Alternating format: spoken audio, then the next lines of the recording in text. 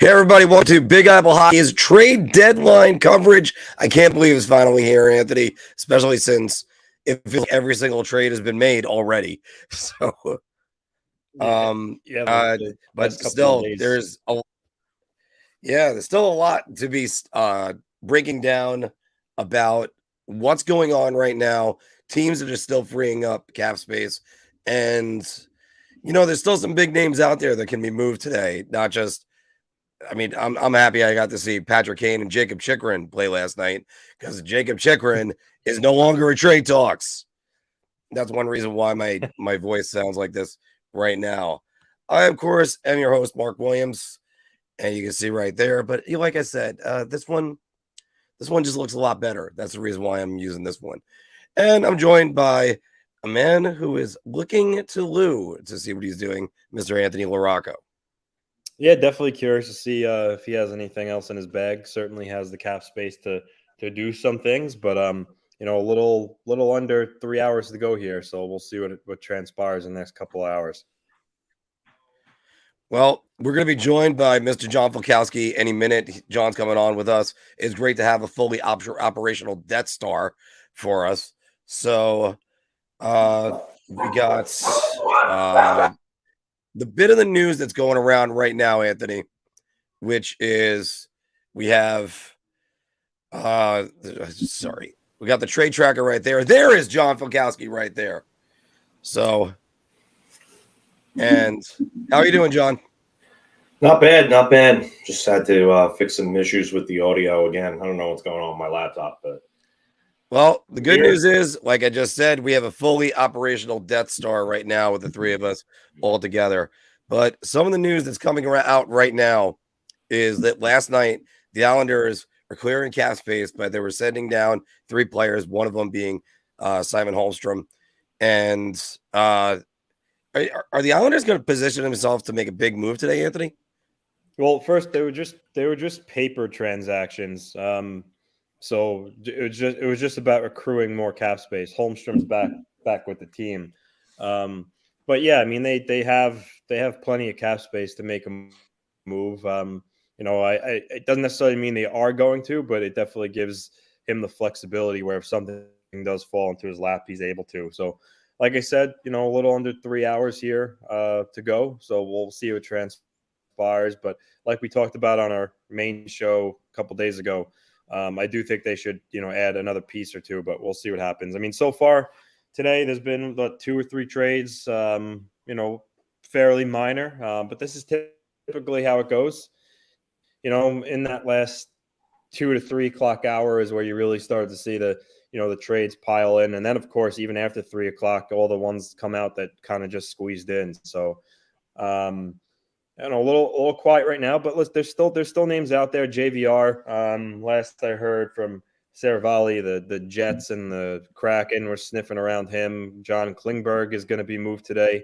And then they're the names that could surprise us. So we'll see what happens. Hopefully things start to pick up here soon. But yeah, as far as the Islanders go, I definitely think they should make a move, and he has the space to do it. So we'll see what happens.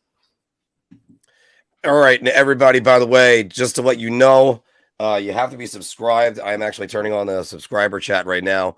We're doing lots of giveaways today. We have a Capo Caco autograph picture that's right there, a Brock Nelson one, a Brian Trottier one, and a Filipino autograph puck, and as well as, of course, the Mark Stone jersey. We're doing that at 1:30. We'll be doing the Filipino signed puck and Brian Trottier at 2:30 and the Mark Stone at 3:30. We'll also be discussing winners and losers from the trade deadline and the trade deadline season. Phil, what do you think? Think the Islanders got something up their sleeves today? I don't know if it's a big move. It depends on what your definition of big is. I think that they could possibly make another move to add another depth forward. I personally, if I were them, I would be going to look to add another depth defenseman, someone who could push a Sebastian Aho out of the lineup, like I said the other day. Yep. That's something that I would focus on more than anything if I were them. But I don't think it's going to be a big move. I think it's going to be something that they'll say, okay, you know what? I give us a little more confidence. I feel a little more confident with this unit now at the end of the day, as opposed to where they stand right now. Not saying that they couldn't make noise with this unit, but it just, I would want a boost if I were them. Like if I'm the Rangers right now, I want another depth penalty killer. I want to see if maybe, I don't know if Tyler Mott's going to be out long term. I don't know how long Ryan Lindgren's going to be out for, but I would want the Rangers to do something like that. This is the type of move that I would want the Islanders to make, and that's what I think they're going to do. Tyler Mott has the worst luck with the Rangers in just like he had that nasty hit versus Pittsburgh, and then last night the elbow to the face, and the guy left his feet, and like how much more do you need? That they should be throwing the book at the guy. It's definitely intent to injure. I was going with it. Whatever. Yeah. It's but ridiculous at this point. Anyway, what were your thoughts last night, guys, on Kane's debut with the New York Rangers? I think he could have given them a little more. He looked a little, I would say, slow at times. I think part of that is just because he hasn't played in an actual game in like almost 2 weeks. So he might not be in full game shape yet. I think also another part of it is the fact that he has to kind of acclimate himself again with Artemi Panarin. And this is the first time he's playing with Vinny Trocheck. I think the power play now has a left-handed shot on the right side for the first time in God knows how long. So jeez, I can't believe that took that long. It's another adjustment. I mean, Ryan Strom's been on the right side as a right-handed shot on that power play for, I think, 4 years. It was 2019, 2020, 2021, 2022. So 4 seasons he was over there. So now they finally have a left-handed shot on that right side. So I think there are a lot of things that need to adjust. My concern would be is that second line might be a little too soft, a little too perimeter, going forward. And I think at some point, I think that the Rangers, I think Turk should probably take a look at maybe putting Kane with Zibanejad and Kreider, and then putting Tarasenko with Panarin and Trocheck to split up the size and the power a little bit, between the lines. Because I think someone like Kane would benefit from having a bigger, more powerful guy on that line to kind of go and get the pucks. And I know Trocheck is a grinder, and he'll go in there and he'll win the pucks, and he'll win the loose puck battles, and he'll go and get it, and he's good at puck retrieval. But I think having Zibanejad and Kreider could actually help Kane a little more. Maybe that doesn't happen. Maybe they just stick with the two best friends or whatever you want to call them, on the same line. But I do think that's something that they should explore in the future at some point. I thought their power play looked great as far as puck movement went, finishing on it. Yeah, almost too much puck movement. It does need to finish, but this is also stuff that they're going to practice in. This is what happens when you have a brand new player that you really weren't able to really get acclimated to. I thought Kane looked pretty good overall. But yes, there is rust. There is rust. So you got a guy that's going to be motivated. He beat out a lot of pucks in one-on-one battles. The Rangers themselves, by the way, did not benefit from having 5 defensemen again. No. And as soon as Condre Miller comes back, then they got to start working that in. They were losing battles in front. That's just everything that was happening. So is it a big deal in the end? It's just one game. And the Ottawa Senators. And these are, what's funny? I'm gonna go away because I just saw a good comment here from Pete. These are 2 names that nobody's really talking about right now that could definitely be moved today. Braden Shen and Nick Schmaltz. And Nick Schmaltz would actually be a real big pickup, I think, for somebody. Braden Shen too, because he's got cup-winning experience. I really like Shen's game come playoff time. And Nick Schmaltz, I believe over his last 90 to 100 games, somewhere in that range, is about a point per game player. So, okay. Maddie is saying Nemesnikov to Winnipeg per Elliot Friedman. I'm going to check in on that and see if I can get more information.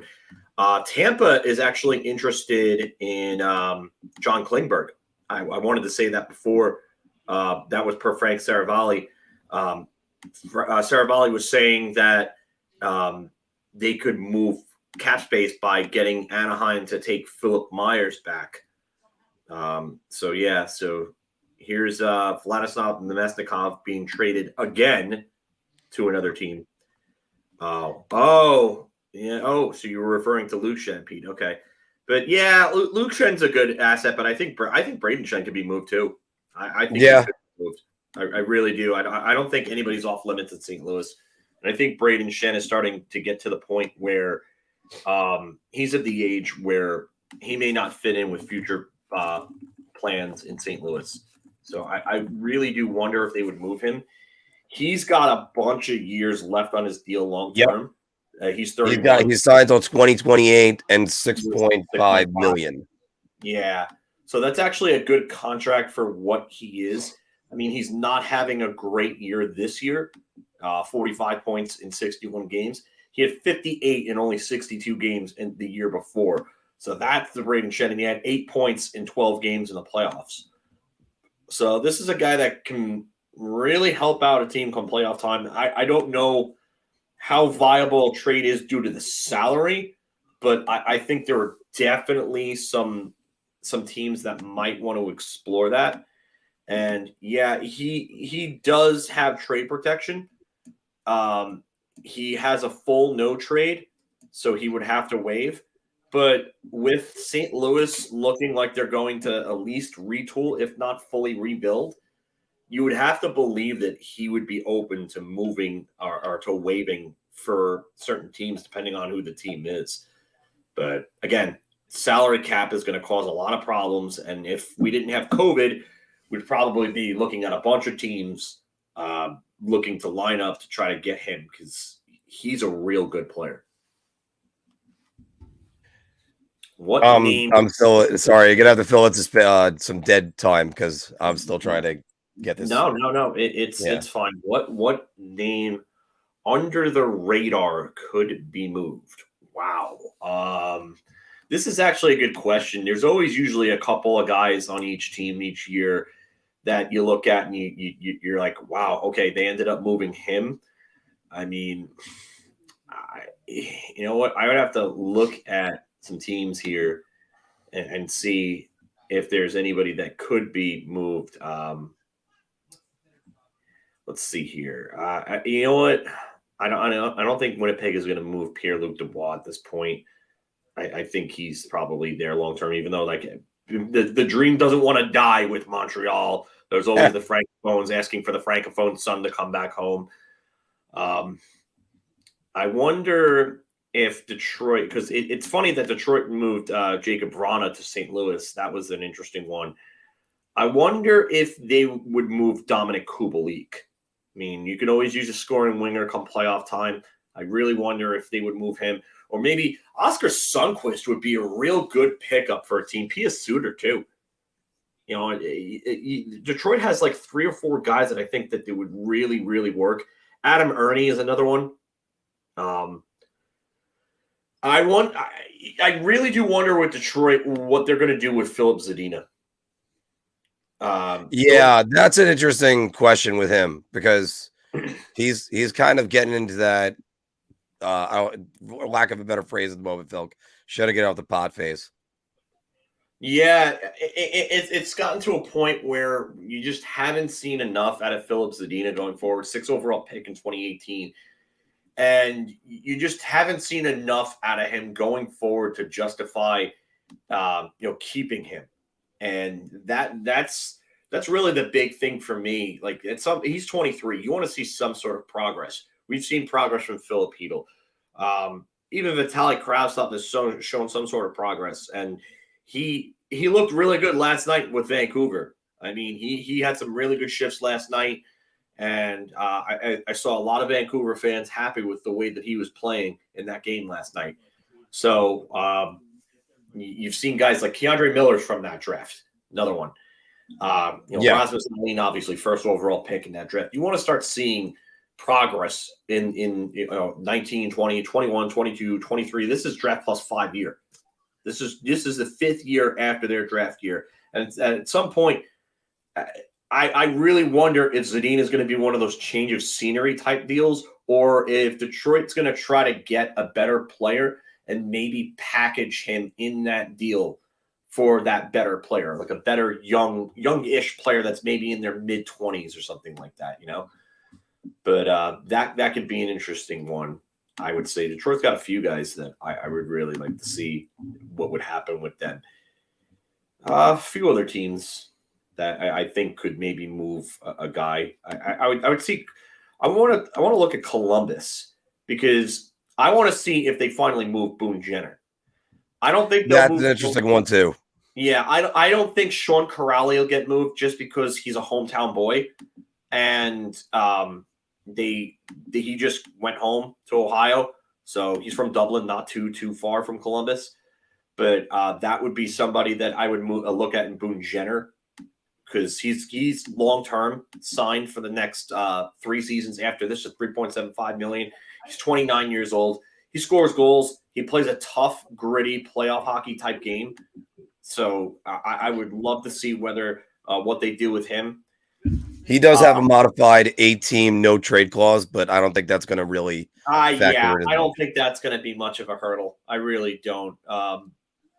I would say Eric Branson, but the salary is too high. And at this point, 31 years old, $4 million a year for Eric Branson is just way too much. I think if Columbus retained on that, and they retained like 50%, there definitely would be some teams that would come knocking at that point. But I don't know if Columbus wants to retain $2 million for the next 3 years after this. I mean, that's the big thing. Yeah, same thing. Similar with Nick Schmaltz. He's got 5.85 for the next 3 years. That's a lot of money to try to commit to a guy right now. The difference is that he's absolutely worth that contract. Nick Schmaltz he might be one of the more underrated players in today's game. So definitely. And he just turned 27 years old too, so he's entering. Yeah, and he's right in his prime years. So that's a big one. If he gets moved, I think it would be a big return for Nick Schmaltz. That would probably be one of the bigger moves of today if he gets moved. Just searching around to see if we have any. I mean, you got Carl Vejmelka because some teams might be desperate for goaltending help, but I'm not certain that's going to necessarily be the case. That they're going to go for Vejmelka. So I think somebody will go for Carl Vejmelka. I think that it's possible. It's just a matter of whether Arizona gets the return that they want to get with him. Because if I'm correct, he's affordable. He's very affordable. Oh yeah, he's 2.75 2.725. So he's even cheaper than that, and he's signed for 2 more years as well. 2 more years. So he's put up real good numbers considering his situation. So only 26 years old too. I just wonder if Arizona would really want to move him at 26 years old. I mean, he could still be around by the time that they're ready to compete. Let's just say if they get Bedard. Let's just say they somehow get Connor Bedard. You're looking at a turnaround time then of maybe, I would say, 2 to 3 years as opposed to 3 to 5 at that point. And you make the right moves, you can make that even quicker. And let's just say they get Bedard. Then you're looking at, free agents are going to want to come play with this young generational talent that they think is the next friggin' Connor McDavid or the next, best player of the upcoming generation. So if you get a Bedard, you might want to keep someone like Vejmelka or Schmaltz or someone like that because you're going to want other pieces to help build around them. Like look at the 2006 Penguins. 2006 Penguins, they obviously won the draft lottery for Sidney Crosby in 2005, and then they came back, and then they had some good veterans that were still pretty productive, guys like John LeClair, obviously some guy named that Or 66 who was really good. Was that that guy that played? I forgot. I think he had a brother named Luigi or something like that. Josh Hosang. Josh okay. Hosang. Yeah, that's what I'm saying. But so they had Lemieux, they had LeClair, Marc Recchi was there and still very productive as you'd seen for the next 5 years after that. He was really later productive. Go on and win the Stanley Cup that year. Yeah. He would get traded to Carolina with Doug Weight and some others. But they had Ziggy Palffy, who was a point per game before a shoulder injury that basically ended his career at that point. So there's a blueprint in place to what you want to do with that type of player. I really do wonder what it would take to get those two, though, because I think Arizona's just sitting back. I think they're in a better position with those two than they were with Chychrun, because everybody knew Chychrun wanted out. Chychrun didn't want to be there. His name was being dangled for 2 years. Those two, there's no signs of those two were wanting out. Those two's names, they've been mentioned here and there by some pundits, but more as like a hypothetical what-if type situation. There hasn't been any real smoke to those two. So I think if anything, you're looking at that, and Arizona's saying, we don't want to do anything with these guys. We love these guys. They love it here. Why do we want to move these guys unless we get a king's ransom for them? By the way, Columbus's Twitter right now has a thank you message to Jonathan Quick for his short time as a Columbus Blue Jacket. That is absolute gold. It's more of a joke. Satire? Okay, all right, cool. Yeah. I was about to say. Have you gone over the trades that happened today yet, Mark? No, I have not gone over some of the trades that have happened today. We have had Nick Bonino going to the Penguins. Nemestikov just got traded to the Jets. To the Jets, yeah. Yeah, I think it was a 4th-round pick. All right, so that is official now? Zach McEwen got traded for Brendan Lemieux. I think there were like very minor picks involved in that, but yeah. And then Curtis Lazar to the Devils for 4th. Devils, rather. And then early this morning, which was the interesting one, was the Blues got Jacob Vrana at 50% retained for Dylan McLaughlin and a 7th-round pick in 2025. By the way, whenever we have a trade that happens live, we're going to always have this animation ready to go. Now that trade is interesting to me because obviously the Blues aren't making the playoffs, but for 50% retained. So now you're talking, you got a guy like Jacob Vrana at $2.5 million for one more year. 625 for one more year after this. So for the Blues, to have a guy like him next year in the fold that could score, I could see why they did it.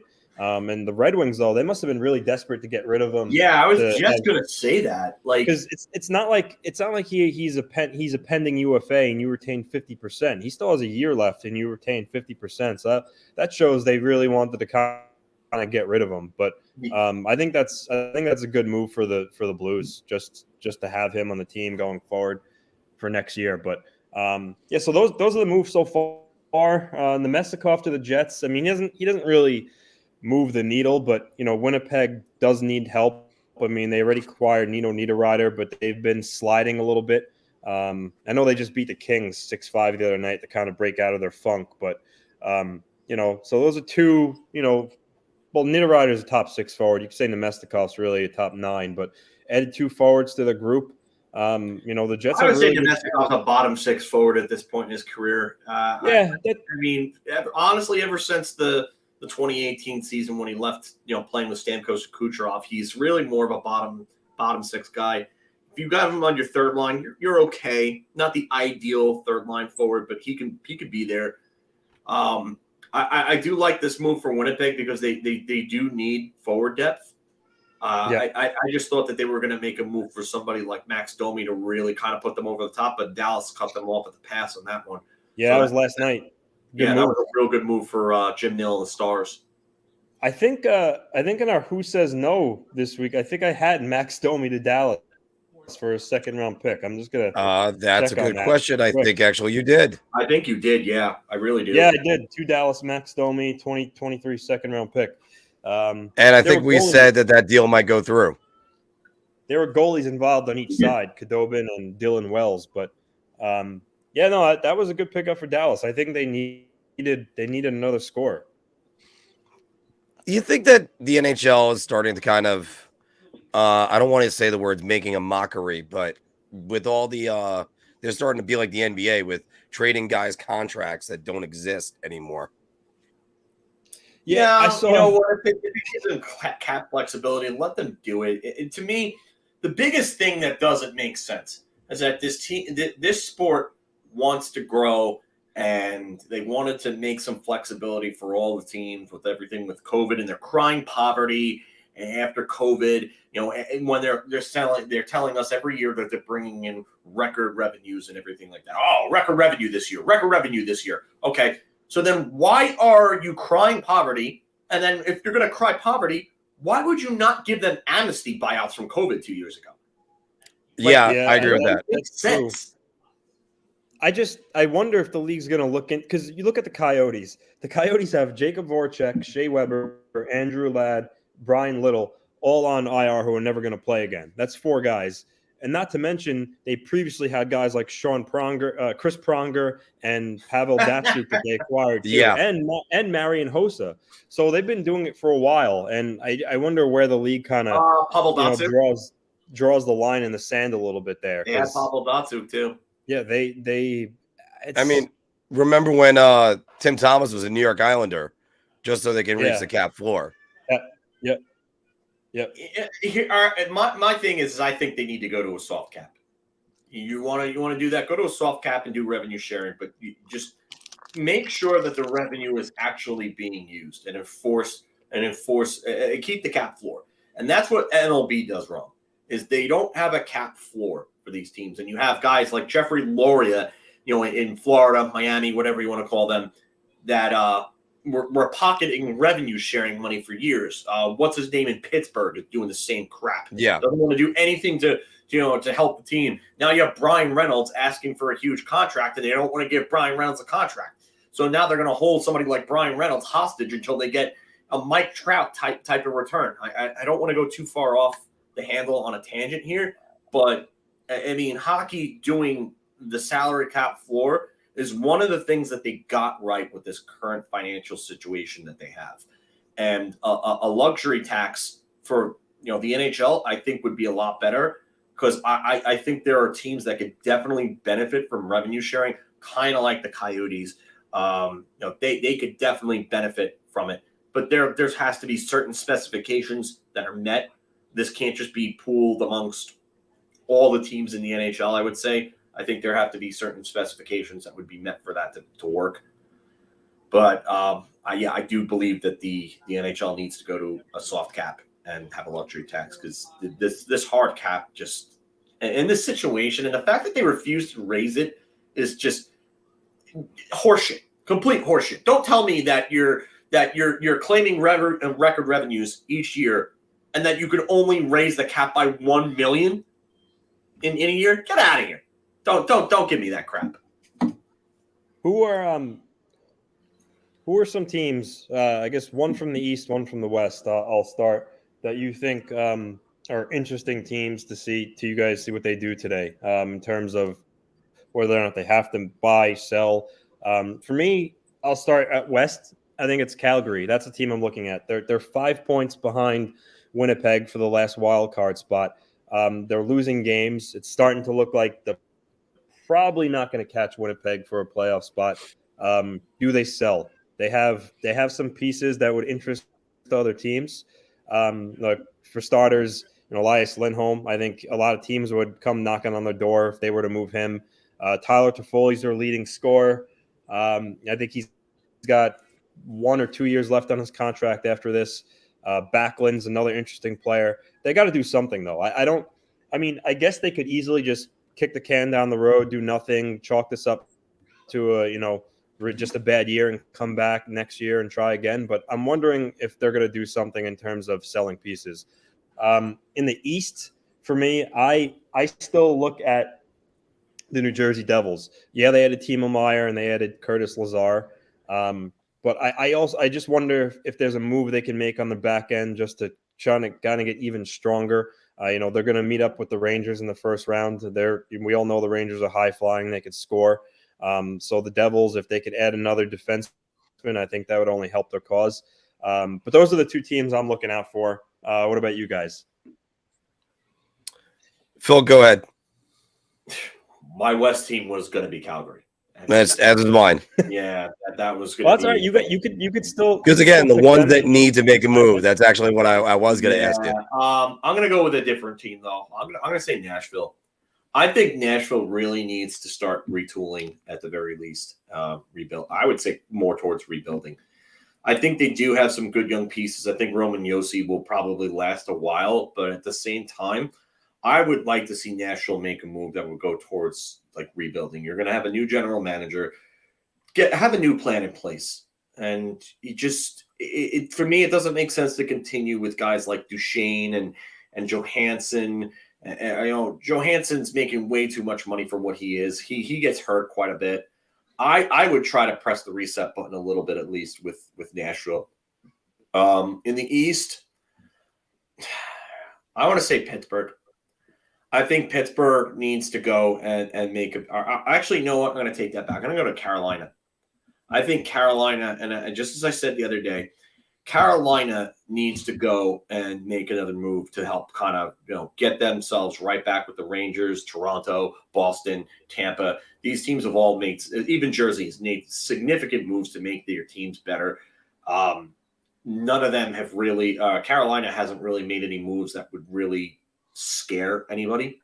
What did they do? Jesse Puljujarvi? And Shane Gostisbehere. And Shane Gostisbehere. Yeah, and that's it. So I just think that if anything, they need to go make a significant move to try to make everything work for them. They tonight, if they lose tonight, it would be the first time that they've lost 3 games in a row all season. So I mean, Carolina is still a very, very good team, but them missing out on Tanner Jeannot, I really think hurt them. I think that would have been a guy that really could have helped them. Max Domi, that experiment's already happened there. So if they weren't going to bring him back, I don't know if JVR is going to be enough, but could help them. I just don't know what he gives you at this point. But I do think that Carolina needs to make some sort of move, make another move, and make a move of somewhat of significance here to try to help get them right back into the picture. Mark? Well, first off, let me just say one of my favorite Def Leppard songs is Tear It Down. And that is exactly what the Nashville Predators are doing. You were talking about that, Phil, but for me, I would probably say my Western team is the Seattle Kraken. How much do they want to really make the playoffs this year? Yeah, they're now, they are holding in the playoffs with they're third in the Pacific, 74 points, tied with the Edmonton Oilers. Because they have one more win. They actually have the tiebreakers with that. Then after that, it looks like they're going to make the playoffs. But how much do you want to solidify it and get it all done? Ooh, now, don't mean to interrupt, but rumor from friend of the show, David Pagnotta. Some noise getting louder around South Florida that the Panthers are taking calls on defenseman Radko Gudas. Tough and physical defenseman comes with a $2.5 million cap hit and become a UFA this July. Now, if the Rangers had the cap space to make a move like that, that's a kind of guy that could come in and really help. I think I don't like him as a skater, but I like the toughness, and I like the fact that he's another feared hitter, and that could really help going forward in the playoffs for a team like the Rangers, I think. Yeah, yes. I never liked his foot speed. I always thought he was also a little bit of a dirty type player, but he would help the Rangers in terms of the grit and physicality. The only thing is I'm looking at Cap Friendly right now, which I'm going to keep open a lot today. The Rangers' current cap space is $7,000, $7,083. So it would be really hard for them to make another move. But they're going to have to get extremely creative. Well, it would have to be 50% retained, and then maybe even 75% retained on that, and then do another, having a salary go back out the other way. I would wonder who they would send, but I doubt that'll happen. You guys both talked about Nashville tearing it down, and they kind of, if you look at it, they kind of already have. I mean, they've already moved Jeannot, Ekholm. But they took back Barry in the Ekholm trade. Yeah, they did take back Barry. So they moved some pieces already. Granlund was another one that just got traded. Yeah. So they've traded a couple of guys, and you're right. They could go scorched earth, but I don't know if they will. I mean, I think Poyle said the only 3 that are untouchable are Forsberg, Josi, and Saros, which is rightfully so. Duchesne, I think, would get a lot of interest. He's on pace for about 70 points. The only thing is, he's making $8 million a year, and I think he's got 3 or 4 more years left on his contract after this, and he's 32. So I think they would have to retain a decent amount of salary to make that move work. He's got 3 years after this at 32 years old at $8 million. So, and again, it's not like he has 1 year left. So would Nashville really have any appetite to retain, 50% when he's on the hook for that many more years? I don't know. So that's why I'm skeptical if he would be moved. But I do think that you should ask Barry Trotz of which players he sees as a fit long-term and let him decide who he wants to keep and who he wants to move out. But I do think the Predators could continue to tear it down, and it seems like they already started to. Yeah, and they have some good young players too. You're starting to see a little bit from Cody Glass, even though I still think he's sort of sliding towards bust status. Phil Tomasino, you want to see a little more from. Juuso Parsons has been a revelation for them this year. And don't forget, they've got one of the top young scorers in junior hockey in Luke Evangelista. So that's a guy who I believe led the OHL in goals last year, just ahead of Brennan Hoffman. So they've got some pieces going forward. I just wonder which ones they would want to keep around. So, because like I said before, with the whole with the situation with Pittsburgh in 2006 and how I compared that Arizona situation with getting Bedard, Nashville has to look at their team the same way. Who do they want to keep around to kind of help build with these young guys, and who do they think they could get rid of? And honestly, it comes down to also what's really salvageable financially for them. Like, could they really? I agree with you. I don't see them wanting to retain $4 million a year on Matt Duchene to play somewhere else unless they were getting an absolute haul in return for him. And I just don't think a lot of teams are going to want to give that up for a 32-year-old who's probably going to start declining sooner than later, I would say. Yeah, and I mean that's the risk you run. He is, like you said, he is 32 years old. But I don't know. I tend to think that Trotz may want a guy like him around to help with the younger players. So, yeah, and also good question right here. Could the Rangers trade for someone like Yakov Trenin? I'm not sure what they take off the roster in order to fit him in now. He's 26, which is good. And he's got some size. He's 6'2", 200 pounds. But again, if Nashville retained 50% on him, he's only got a year after this. That makes it about $850K, I believe, 850, 855, somewhere in that range. I do think that Yakov Trenin would definitely fit. But again, like you said, who do you take off the roster for that? Do you move Tyler Mott? I don't think you move Jimmy Vesey. But again, it depends on Tyler Mott. If Tyler Mott's hurt, then there's your spot right there. And there you go.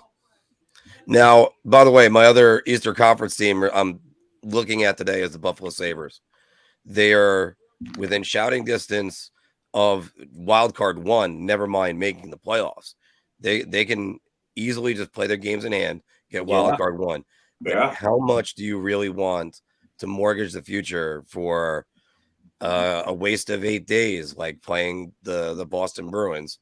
Because they're the type of team, they would be a feel-good story. They made the playoffs again. Haven't made the playoffs since 2011, and they would just be swept right out.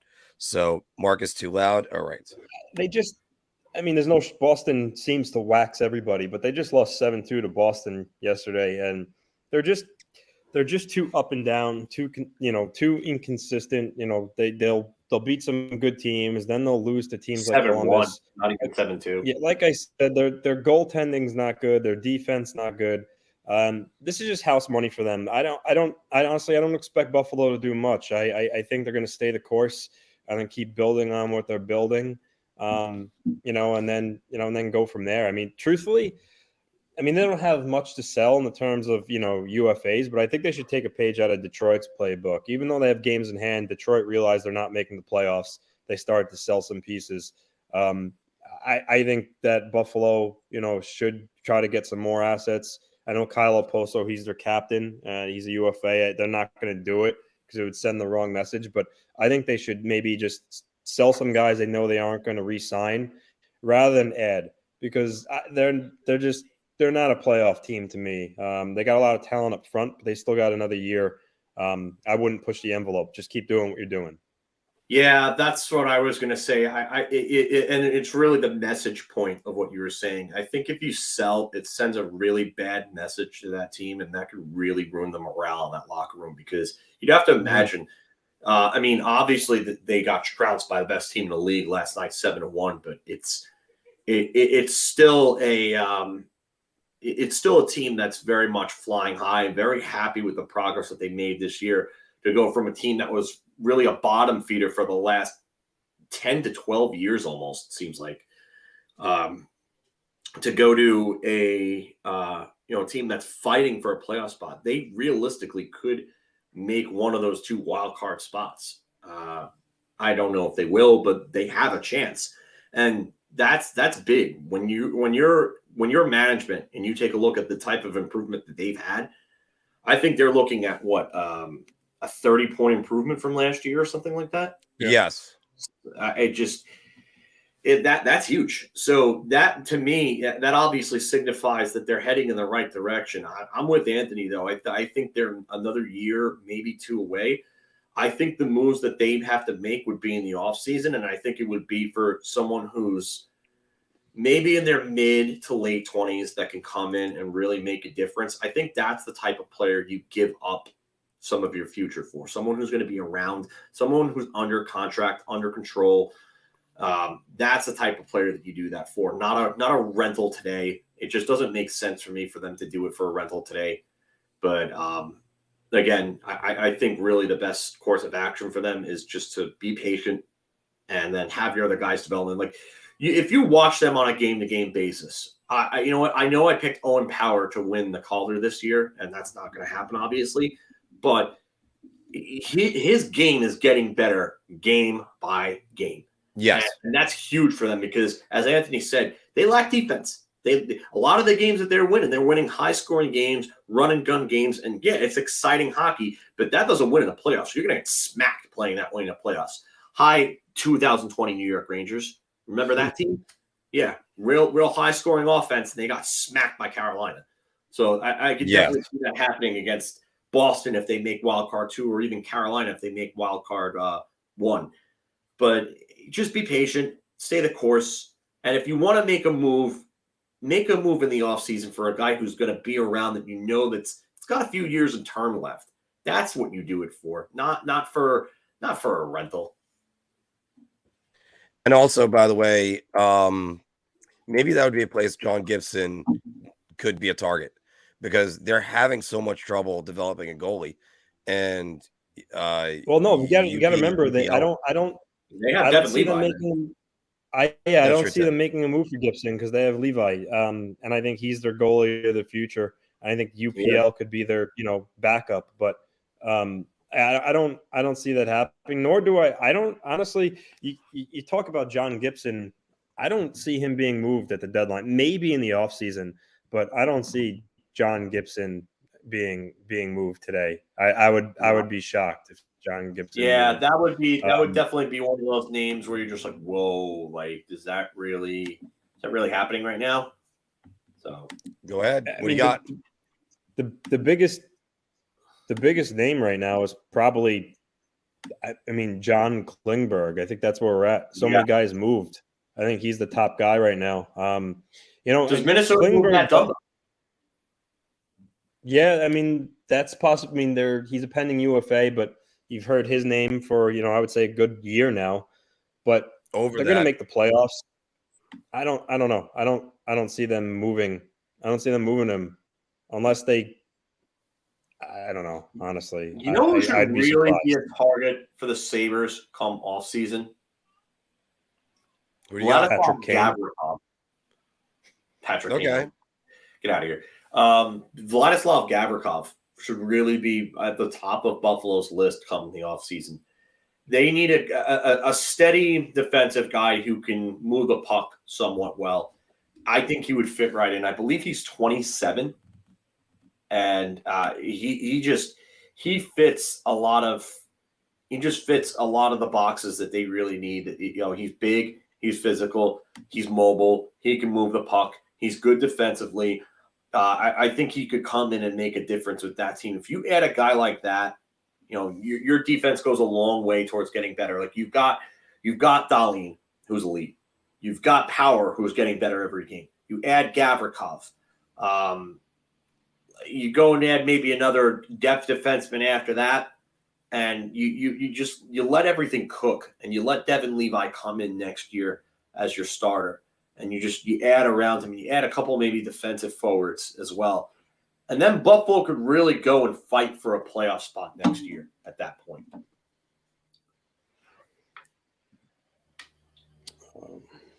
Sorry, guys, I'm updating some names. Just about 1 o'clock. 2 more hours left to the deadline. Like as I said, I think you're gonna start to really see the trades come in closer to 3 o'clock. That seems like how it goes every year. But there's still so many teams that are just kind of. I think what happens is general managers try to wait it out. The later it gets, and hope that prices drop. And I think that's what's probably occurring right now across the league. Yeah, I'm trying to check in to see what the word is on Tampa and Klingberg, because that was Frank Savarali's report before. Yeah, I heard Seattle was sniffing around Klingberg, which I think would be a good fit. But John Klingberg, he bet on himself. He was a free agent, one of the better defensemen on the market last summer, and he only signed a 1-year deal. I also think he fired his agents and switched agents, if I remember correctly. I think maybe he overplayed his hand, and he ended up taking a 1-year deal at Anaheim, and it hasn't paid off because not only have the Ducks been bad, he hasn't had the best year. So I think in the long run, he probably hurt himself, because I don't think he's going to get a huge contract, this coming off season. But nonetheless, he's still a good puck moving defenseman that can help out a team's power play. So. I do suspect that he's certainly moved before the 3 o'clock deadline.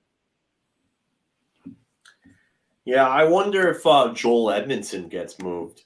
There was some word talk about him too. Yeah, there was some word that teams were interested in him. He plays another playoff type game. He could play both left, right side. Makes $3.5 million. He's got 1 year left after this, so he's not a rental, so he's got some terms. So the cost on him is probably going to be a little higher than usual. I would say maybe a second and a prospect probably gets it done for him. I don't know if he gets it first, but I don't think so. 225, big physical guy, cup winning experience. I don't. This comment here, I don't know why you'd want Milan Lucic. He's slow. No. And he's washed. I wouldn't. No, I would not. It's that veil of toughness that guys kind of keep looking at and saying they need toughness. They need toughness. Milan Lucic has not been valuable to any teams to do on LA. But the guy what they should have done is, if they could have opened up any other cap space any other way, is they should have went after Sam Lafferty in that deal with Kane. That's the guy that they should have won, because that would have given them toughness in the fourth line. It would have given them a penalty killer that they desperately needed, and a good defensive forward that they desperately needed. So that's Milan Lucic is an absolute no for me. Stay as far away from him as possible. He looks like he's this short of being out of the NHL. He sucks. His foot speed. He's never had good foot speed, and over the years he's gotten even slower. I don't see that. It's not even just that he's gotten slower. The game has gotten faster too. On top of that, and it's just left him behind. So Alan, my buddy from all things. Once his contract is up, I'd be surprised if he's in the NHL anymore. As my buddy from all things Islanders, Marc. You know what? Like we talked about, I think, like I said, he certainly has, as you just pointed out, he has the means to do it. Cap wise, I think he's going to be patient here. Try to get the price down as much as he can, and I think he's going to try to get a depth defenseman, whether it be Kulikov. I do think he would take Klingberg if the price was right.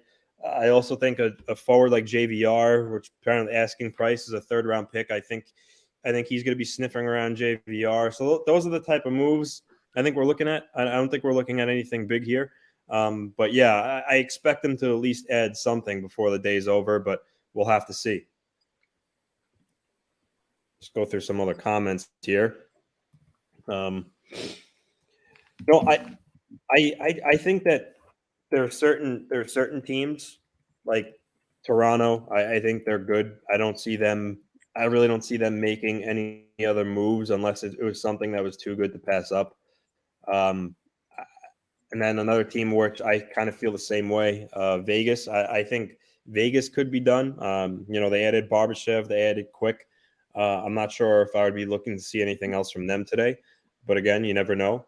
But those are two teams that I think are probably set for the most part right now. I think Toronto has shoved all their chips all in. They have to do whatever they can to win. I don't think I'm going to just say Ryan Getzlaff's son, I think, has a career in hockey media. If you're watching the NHL trade deadline on NHL Network, they just had him doing like interviews with Anaheim's players, and he's just got a personality and a half on him. It's funny. If he doesn't become an NHL player himself, I think he has a career in NHL media. This kid just knows what to say. He's just funny as hell. So, but I like. What was I just looking at before? Sorry. Just got a little distracted there. But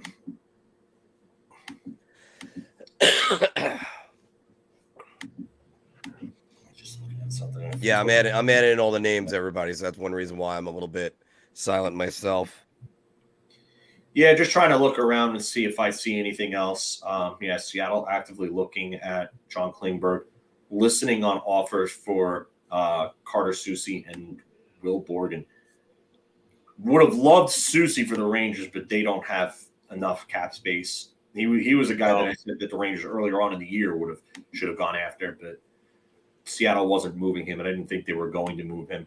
But if they're taking calls, I wonder how much it's going to take to get him.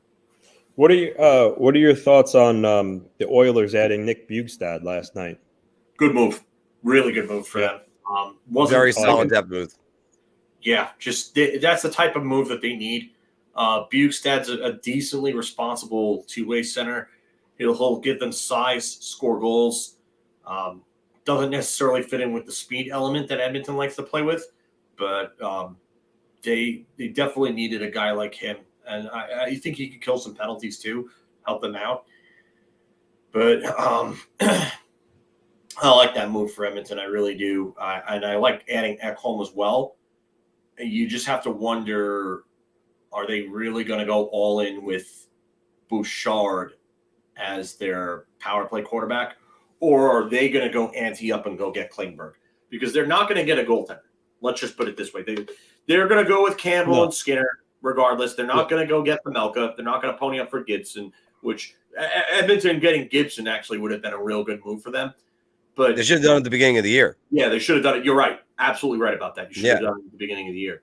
But instead you sign Campbell, and now what? I get it. You'd rather go try to see if you can improve a net without giving up assets. I totally get that. But now, if you're not going to be able to go get a goaltender, the next thing you could do is go get a defenseman. And even though Tyson Barrie's probably a better power play quarterback, John Klingberg can absolutely run that power play. He absolutely can do it. So, and he's also a very, very good puck mover, and he's actually better defensively than people give credit for. So I would wonder, because, again, we were talking about betting on yourself and it not paying off, which it hasn't for Klingberg. And part of that is just because Anaheim, instead of taking the next step, is just really kind of, nosedived. But I really do think that Edmonton should go make that move for Klingberg. And I don't think the price is going to be as much as it would have been earlier on this year, or in the offseason when he was looking for like $7 million. I think that Edmonton could really benefit from a guy like that, and I think that would be the best move that they can make right now at this point. I gotta say, by the way, I just gotta say this real quick, guys.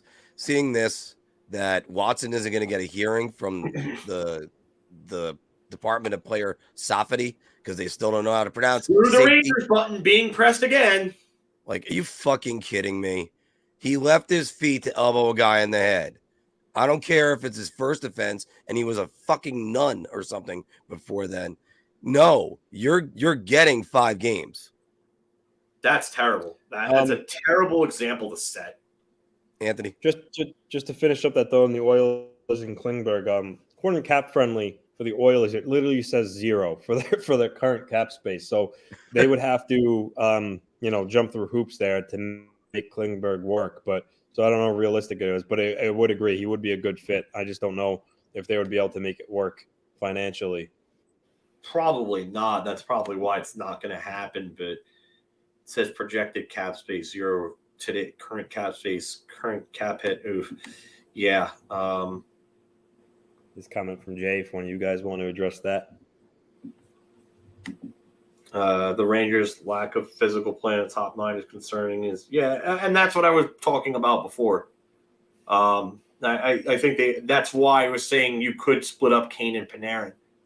Yeah, because I think Kane with and if you guys remember the line that they had in 2019 before the Zuccarello trade, it was Zuccarello, Kreider, and Zibanejad as their top line, and that line was playing at like a point per game pace. Yeah, well, at least Zuccarello and Zibanejad were from like January until the deal was made.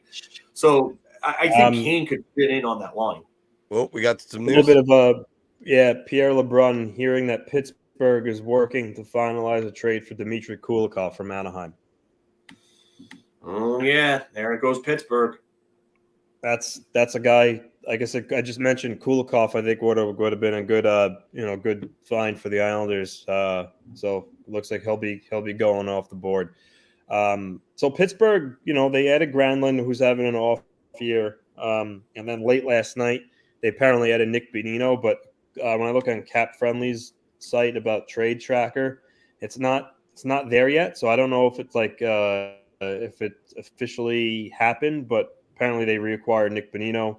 Now they're going to be getting Dmitry Kulikov. It was like a 5th and a 7th, I think, for Bonino. Yeah, it's weird. It's not on Cap Friendly's recent trades on their tracker. So I don't know what the deal is there if it's not yet completed. But curious to see what the return on Kulikov will be. Very minor trade happening between the Kings and the forwards. I saw that probably about like 10 minutes ago. Nate Schnarr for Frederick Allard. So it looks like it's a minors deal. Yeah, I wish I could even bring up the animation for that. That's not even a needle mover. I want to take bets on what the return for Kulikov will be. I'm going to say probably a 3rd round pick, I want to say. Yeah. I'm going to look go up with where Pittsburgh's assets are right now. They don't have a 4th round pick. They do have a 3rd round pick from New Jersey. I would say that's probably it, Phil. Yeah. I don't think they're going to go all the way down to a 5th. Kulikov.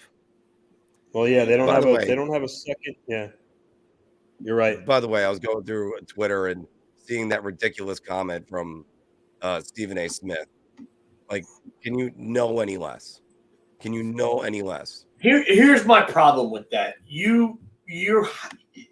I understood it when the NHL wasn't on ESPN. When you didn't have the TV deal, I completely understood that. Yeah. Whatever, at that point, I don't care. It's the fact that they're doing it while they have the TV deal. And if you're an employee of the company, let's just say it's me and it's basketball. Basketball is my number 4 sport of the big 4. Do you think in the right mind, knowing that the NBA has ESPN has a big deal with the NBA, that I would sit there and turn around and bash the NBA, knowing that I should be promoting it because more eyes on the TV means more money in the company's pocket, which means more money in my pocket? How stupid do you have to be to do that? And you know what?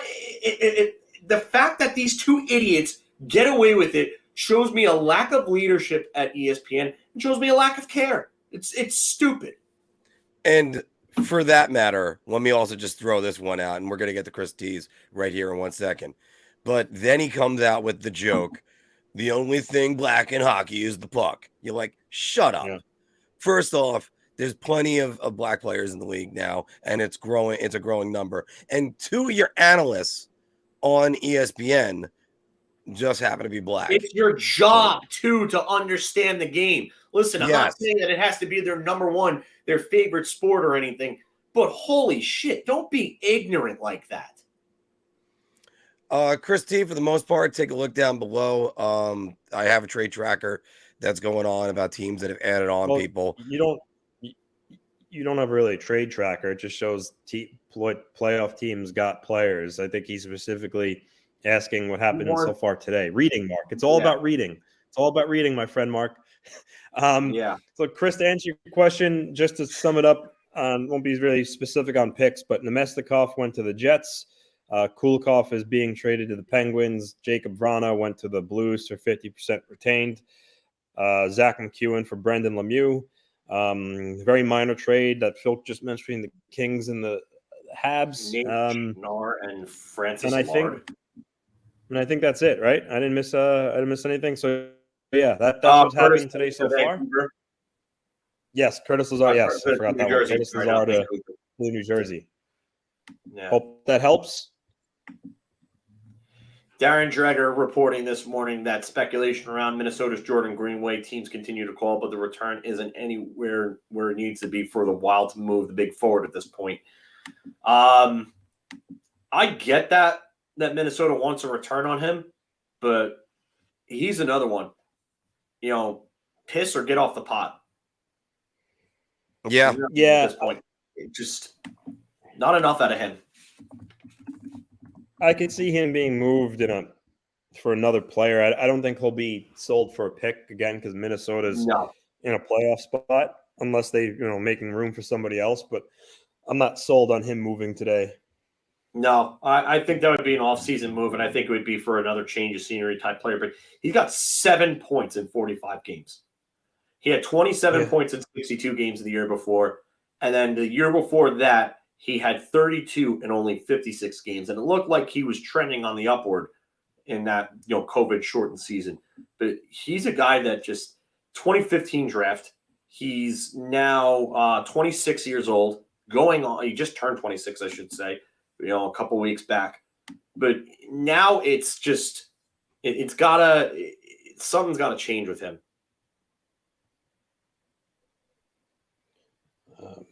Still trying to, I don't think just mentioning this one comment with Iceman where when we talk about grit, no, we all believe in grit. It's just there are guys that put grit above everything. It's not a be all end all. You're gonna need skill at some point. That was this one. Average watch. Yeah, I was just looking at that actually. Yeah. Grit team, most teams you're going to need the grit to do it. That's where I agree with you 100%. It's that too many people obsess over grit, and you need to have grit that comes with skill. And like Ryan Reeves. Ryan Reeves was nothing. Absolutely nothing. He could fight. He could fight, but he definitely couldn't play the game at a high enough level of staying in the lineup regularly. That's the problem. The type of grit that this team needs is, like I said, someone like Sam Lafferty. They needed someone like Noel Acciari or Sean Corrali or someone like that, and they just weren't. They're not able to get those types of players at this point. Could you look back and say Patrick Kane was an excess move? Yeah, sure. But this team has needed scoring for a while, and they needed right wing depth. And honestly, the perfect move for them would have been Timo Meier, but it just would have costed too much of their future to get him. So you would have had to move one of the three young kids, which the Devils moved in Zetterlund, which is a comparable, we'll say at this point. I think the three young kids have higher ceilings in Zetterlund, but that's just me. But in terms of stature, that's the comparable there. And then you would have had to move other picks. They wouldn't have had to move a Brendan Othman, I don't think, because Monk McDoulan's not on that level of prospect. But you would have had to move something comparable to that, maybe an Adam Sikora or some other players. But Meier was just something that they couldn't do financially going forward, and that would have been the big problem. So that's why they didn't add a Meyer. But I listen, if they would have been able to move the cap and let's just say they were able to get rid of Jacob Trouba and get rid of that contract, and they were able to bring Meyer in, I'm all for that. But it just was not possible. I saw a good question from Tomas that I want to say here. So what's the opinion on Mikkola's play recently? The last night he wasn't too hot. I thought up until last night, the few previous games he had before that, I thought Niko Mikkola was pretty good.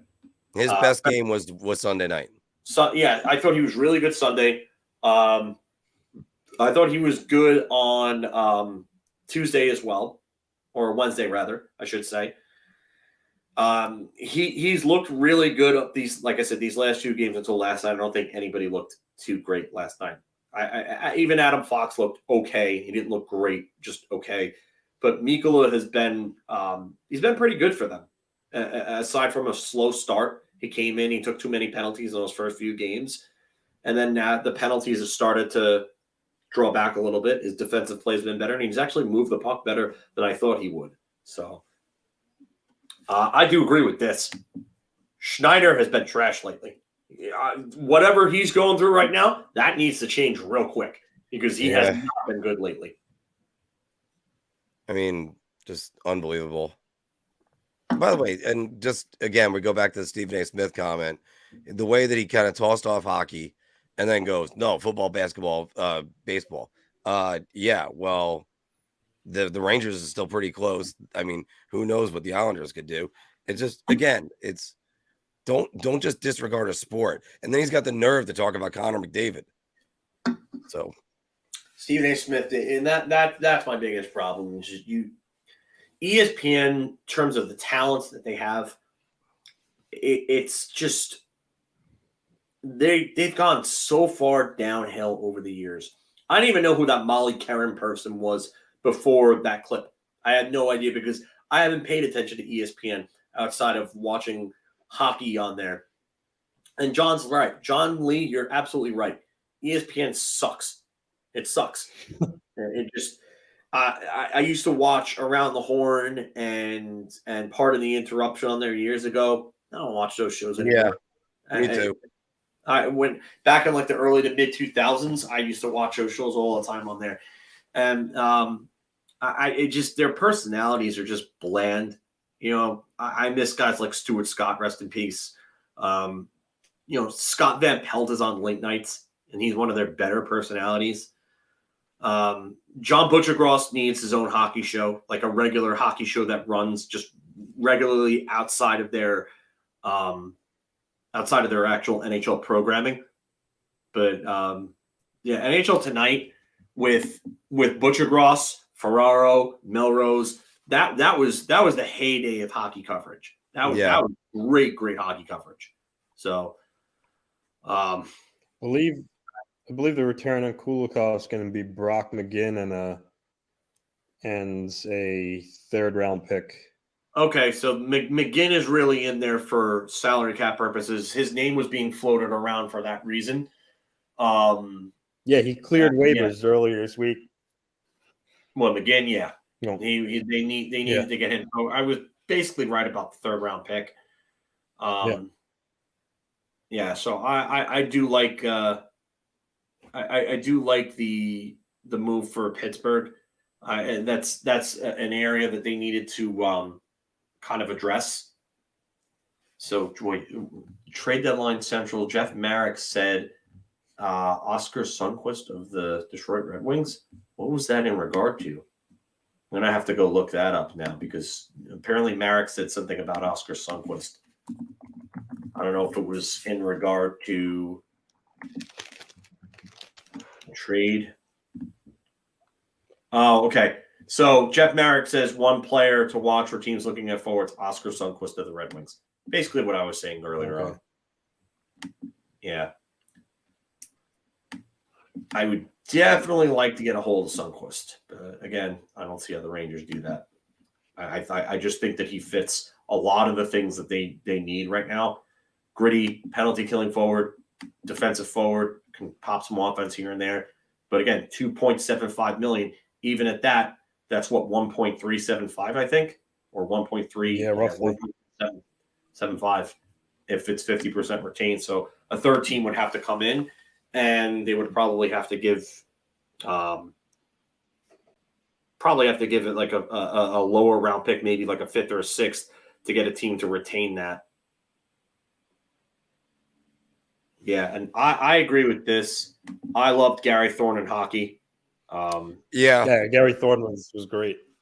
He was great. And the fact that when they didn't bring him back, I was very, very, very disappointed. But I actually think they got it backwards at ESPN. It should be Levy doing play-by-play and Butchergross doing the studio. But, yeah, oh, absolutely. Steve Levy's much better play-by-play than Butchergross is. Right. And both guys are talented at what they do. We got 63 of you watching right now, and we're waiting to break some news to you right now. Thanks for a lot of people that are saying a lot of good things, like Patrick right here. He's now down to 2 streams because he has another stream that was talking waffles. So that's Shannon's stream. Okay. Yeah. Yeah, you know what? It's tough to continue. And listen, I love Shannon. I think Shannon's great. Shannon does a hell of a job with his channel. I have the utmost respect for him. And to be one guy talking about hockey, for as long as he's going to talk hockey today, my hat goes off to you, bud. Yeah. Really, he's doing it by himself. Yeah, you're doing it. Yeah, that's a great point. I mean, I'm thankful I got the 2 of you guys. Yeah, it's hard. And listen, I've done streams for like 5 hours, and where like 3 of it has been by myself. Check draft night when I did draft night a couple years back. That was me almost all by myself.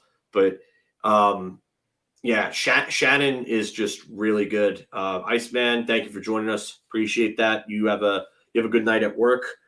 If anything else comes up, we'll have it here. Yeah, and I'm going to be working tonight as well. We can't wait for that.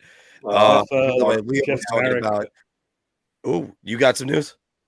Well, no, just for Jeff Marek is saying that Anaheim's also taking part of Kulikov's salary as well.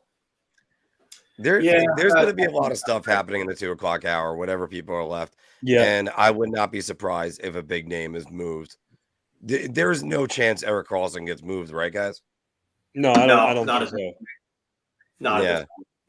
I think that would have happened already if it was going to, unless there's some like ridiculous surprise deal out of nowhere. I just don't see. I don't see it. I think there would have to be too many parts being moved in that deal for that to happen. So Carolina dropping a bomb today, you're saying, Pete? Carolina? All right, what do you got, Pete?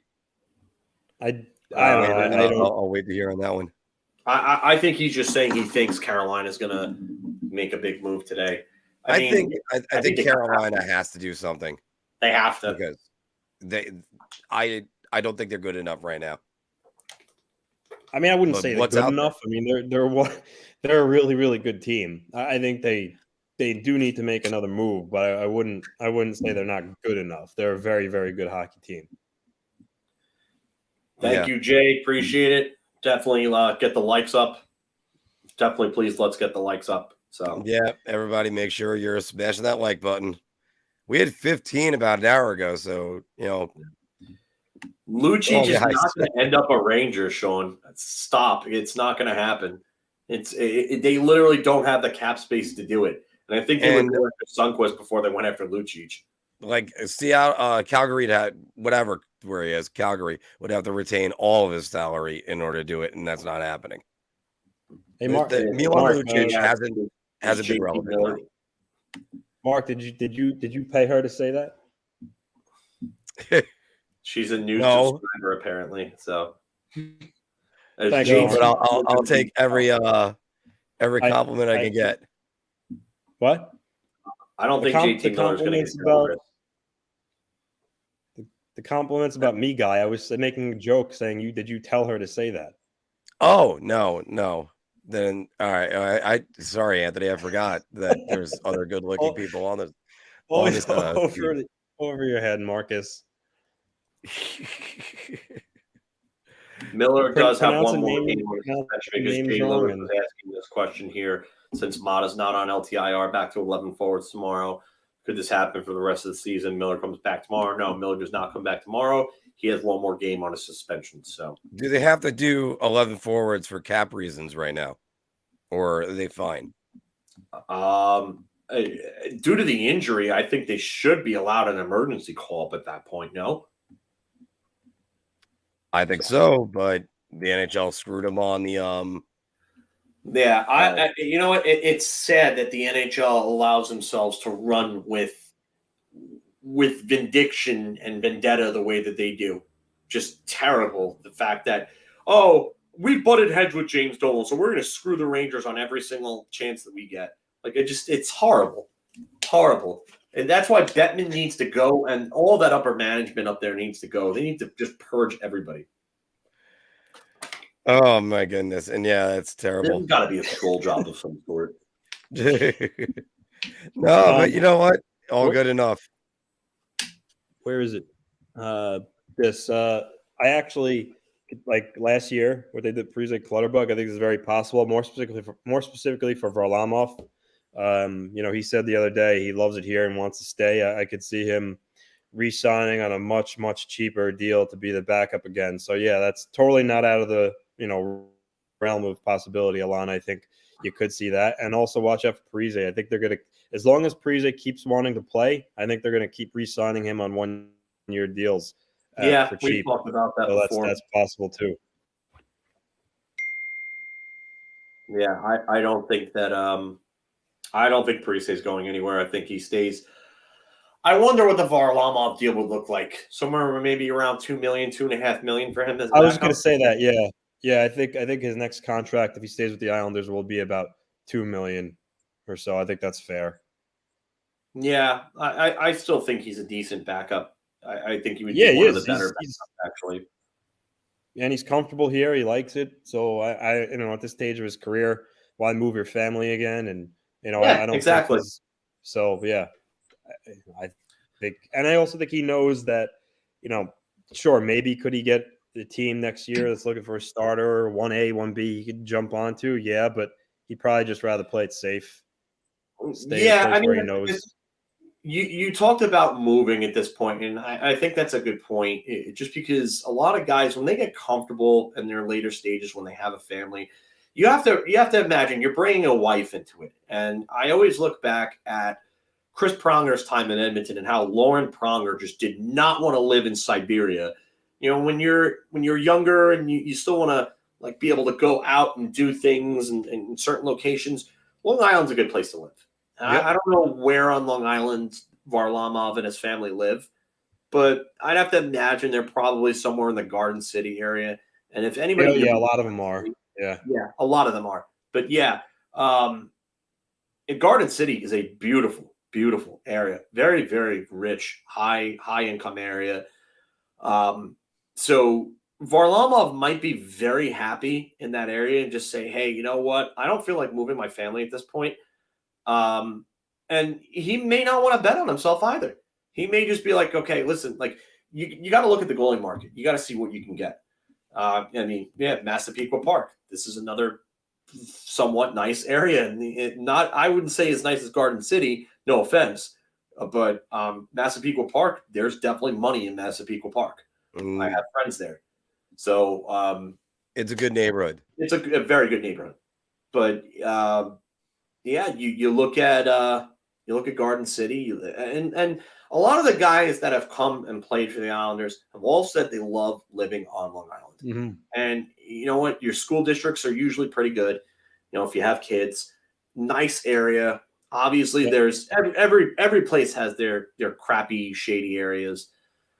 Here, Pete chimes in Hicksville, all other Long Island cities. And to further that point, Phil, Benoit Hogue last played for the Islanders like in the mid '90s, and he still lives here after all these years. I mean, we played against him, men's league, however long ago that was. The fact that he's still here after all that time just goes people love Long Island.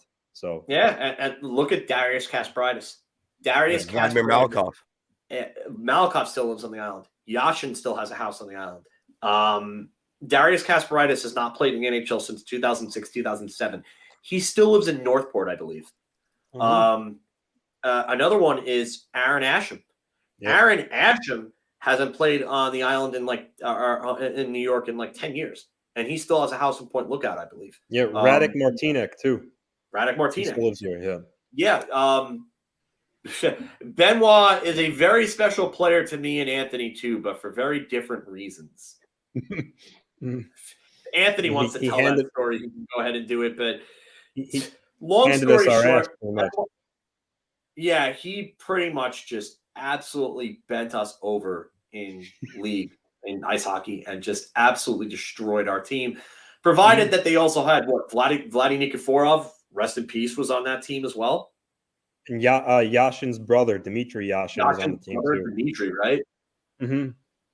Yeah, and then a bunch of guys that played D1 college hockey, D1 and D2, and then I think a guy or two that played in the minors in the ECHL as well were all on that team, and they just absolutely wiped the floor with us.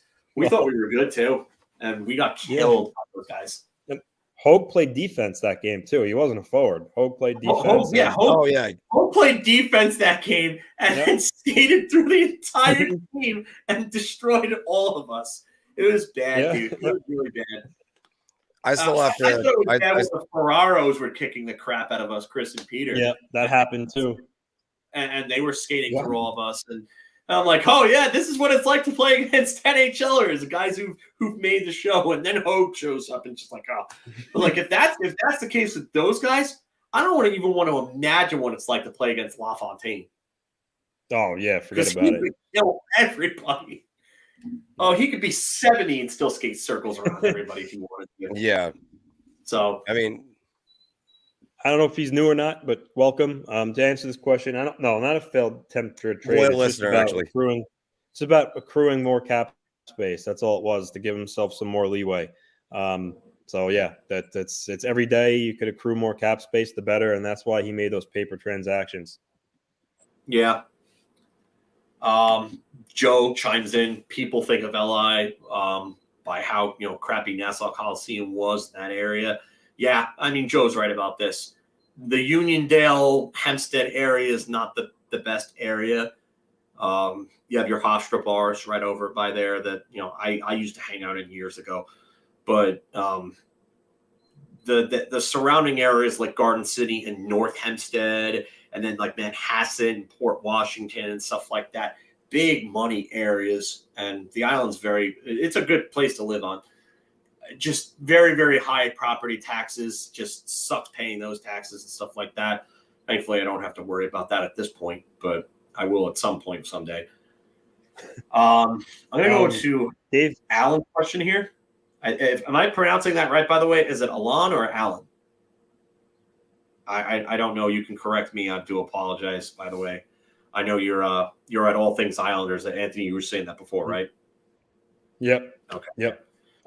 So he's right. Engvall is playing alongside Lee and Horvat today in practice, and Bailey and Koivula were on power play too today. Listen, they load up the first power play unit, so and with Barzell and Pajot out, it lessens PP2 even more so. So yeah, I get the gist of your comment, and it is what it is at this point. Alon is saying it's perfect. It's Alon. Dave Pagnotta saying, sounds like a few teams are still in the mix for JVR. Vegas remains. I wonder about the Avs still, and if Minnesota circles back. I think JVR makes sense for the Avalanche. I know they added Lars Eller, but they could use another depth guy who could chip in on the power play, and he's not nearly the player he used to be, but he's still a guy that can score if you put on in the right situation. So I agree with that. You put the right players around. I definitely think he's going to be traded. It's just a matter of where. So I think, really any of those teams, like Minnesota could probably use him. Colorado could use him. And he mentioned Vegas. I guess you can never count them out. They're always in on everything. I'm really surprised that Minnesota is making the moves that they're making. And I get it. You don't want to send the message that that you're trying to rebuild, but I just don't think of them as a true cup threat. And then you're gonna go give assets to that, and then you're gonna have to deal with that increase in dead cap next year. I know it's only $2 million, but that $2 million definitely doesn't help them. So, yeah. I guess, Marc, Marc, is there something you want to tell me? There's definitely some trolling. So someone is definitely trolling all of us. Yeah, right now. Unfortunately for me, the DNA tests were negative 15 years ago. So Maury Povich told him that he was not the father. Yeah. Actually, by the way, I watched a video on that this week, and I was just like, yeah, people don't think it's not exactly something you ever want to go through in your life. Trust me. Yeah, this is the point I'm getting at, Pete. They're in purgatory. They're not really contenders. They're not really primed for a rebuild either. You don't want to waste Kaprizov's prime years, but it's at the same time, why are you giving up assets to go, make moves like that? To me, it doesn't make sense. I don't. But there was another one that I actually wanted to. Chris Johnson saying the Habs are playing third-party broker in the Nick Bonino trade between the Sharks and the Penguins. They get a fifth-round draft pick for the trouble. There you go. That's the delay. There you go. Yeah. All right. Yeah. All right. Thank you, Brian, by the way, for the super sticker. We appreciate that. And I'm just scrolling down to make sure I don't have any more left at the moment, but I don't see another Kako or Nelson. So let's get down to give away some of the autograph pictures that are right up there. So let's get this one. That's what Marc has been doing. Okay, yeah, good call, Marc. Yeah. Oh, at some point we'll definitely got to do the DraftKings video too. So it's trying to make sure I got the right one on there. Okay, this one is for the Kako autograph picture. Add this to stream then. Yeah. Yep. This is the wheel of names. All right. Here we go.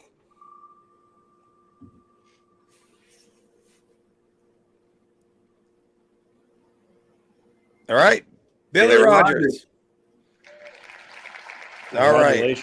Oh, Marc, your girl actually came into the chat and then cleared that one up.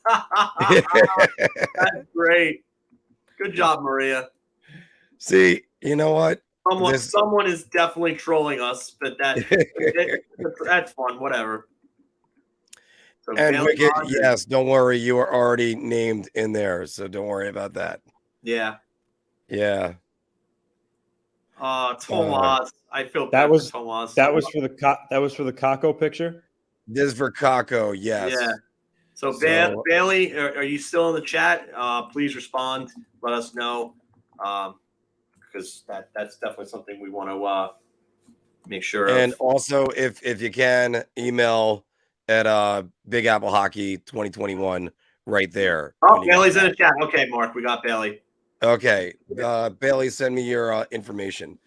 All right, let's get to the next one. I'm gonna just get out of that. I did screenshot that, but Bailey, we know we got you. All right, so we have screen. Marc just got his leg beat on. Oh my God, Joe, what is wrong with you? All right. By the way, I didn't see many names for the Brock Nelson, so here we go again. There's much better chance of a lot of people winning it. And Wicked, don't worry, I already had you in there. So, all right, and here we go on this. All winners, please email to bigapplehockey2021@gmail.com. Mike and we are. All right. I will actually I'll send you a text on that, Mike. I have your phone number. So what is Mike NYR going to do with the Brock photos? Is he going to sell it? You know what? He's got to have Long Islander friends. Yeah. Don't worry. Yeah, that's what I was saying, Patrick. A Ranger fan just won a Brock Nelson thing. Kind of odd, you know. If it ends up being the Trottier one, then that's really going to be a problem. That'll be the 2:30 hour, guys. I'll let you know when to start getting that in there. When are we doing the raffle for the Marc Stone? Marc Stone. The Marc Stone's going to be after the trade deadline's over. Okay. So we're going to discuss winners and losers, and other stuff. Jets practice right now on the Sportsnet trade deadline central. New dartboard. Oh yeah. I had a friend of mine that, by the way, he went in for an Adam Graves signed jersey when I did a Rangers watch party, and he said, "Well, if I win it, I'm going to burn it." I'm like, "Well, it's yours. You're allowed to." So there you go.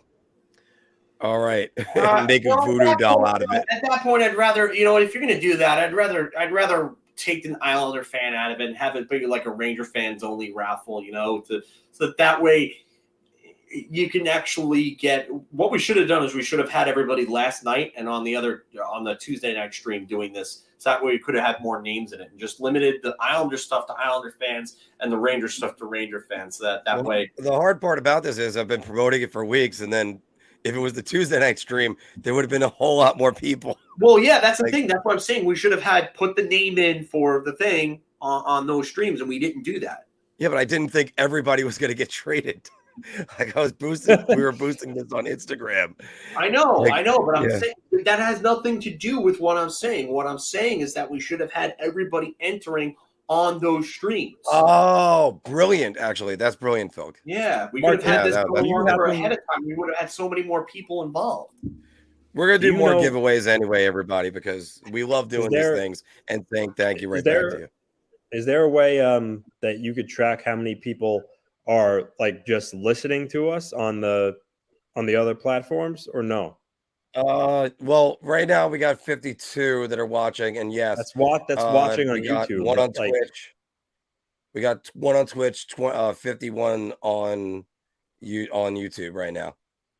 But Anthony's asking about like SoundCloud, iTunes. I'm listening about have people that just audio, like listening. No, audio gets uploaded the next day whenever I do that. This one, okay. I wasn't doing that for this because I've been keeping it to the main show for the most part, unless it's a big thing that happens. You know what? Marc sign. You guys laugh. I might even have an old headshot. Let me see.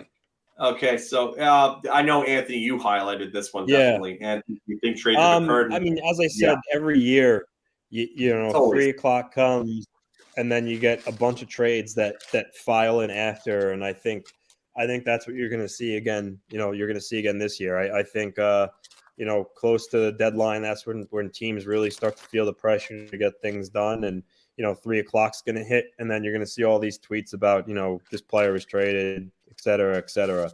So that's what I think is going to occur. There it is, everybody. There's the old headshot. So the Flyers want a third-round pick for James Riemsdyk. Vegas, Seattle, and Winnipeg are most interested from what is being said here. So, yeah, Dave Pagnotta just tweeted about JVR again. He said, JVR follow-up, Minnesota and Winnipeg are out. Told Colorado is indeed still in there with Vegas and Seattle. So let's see here. Just trying to get an update on Gudas.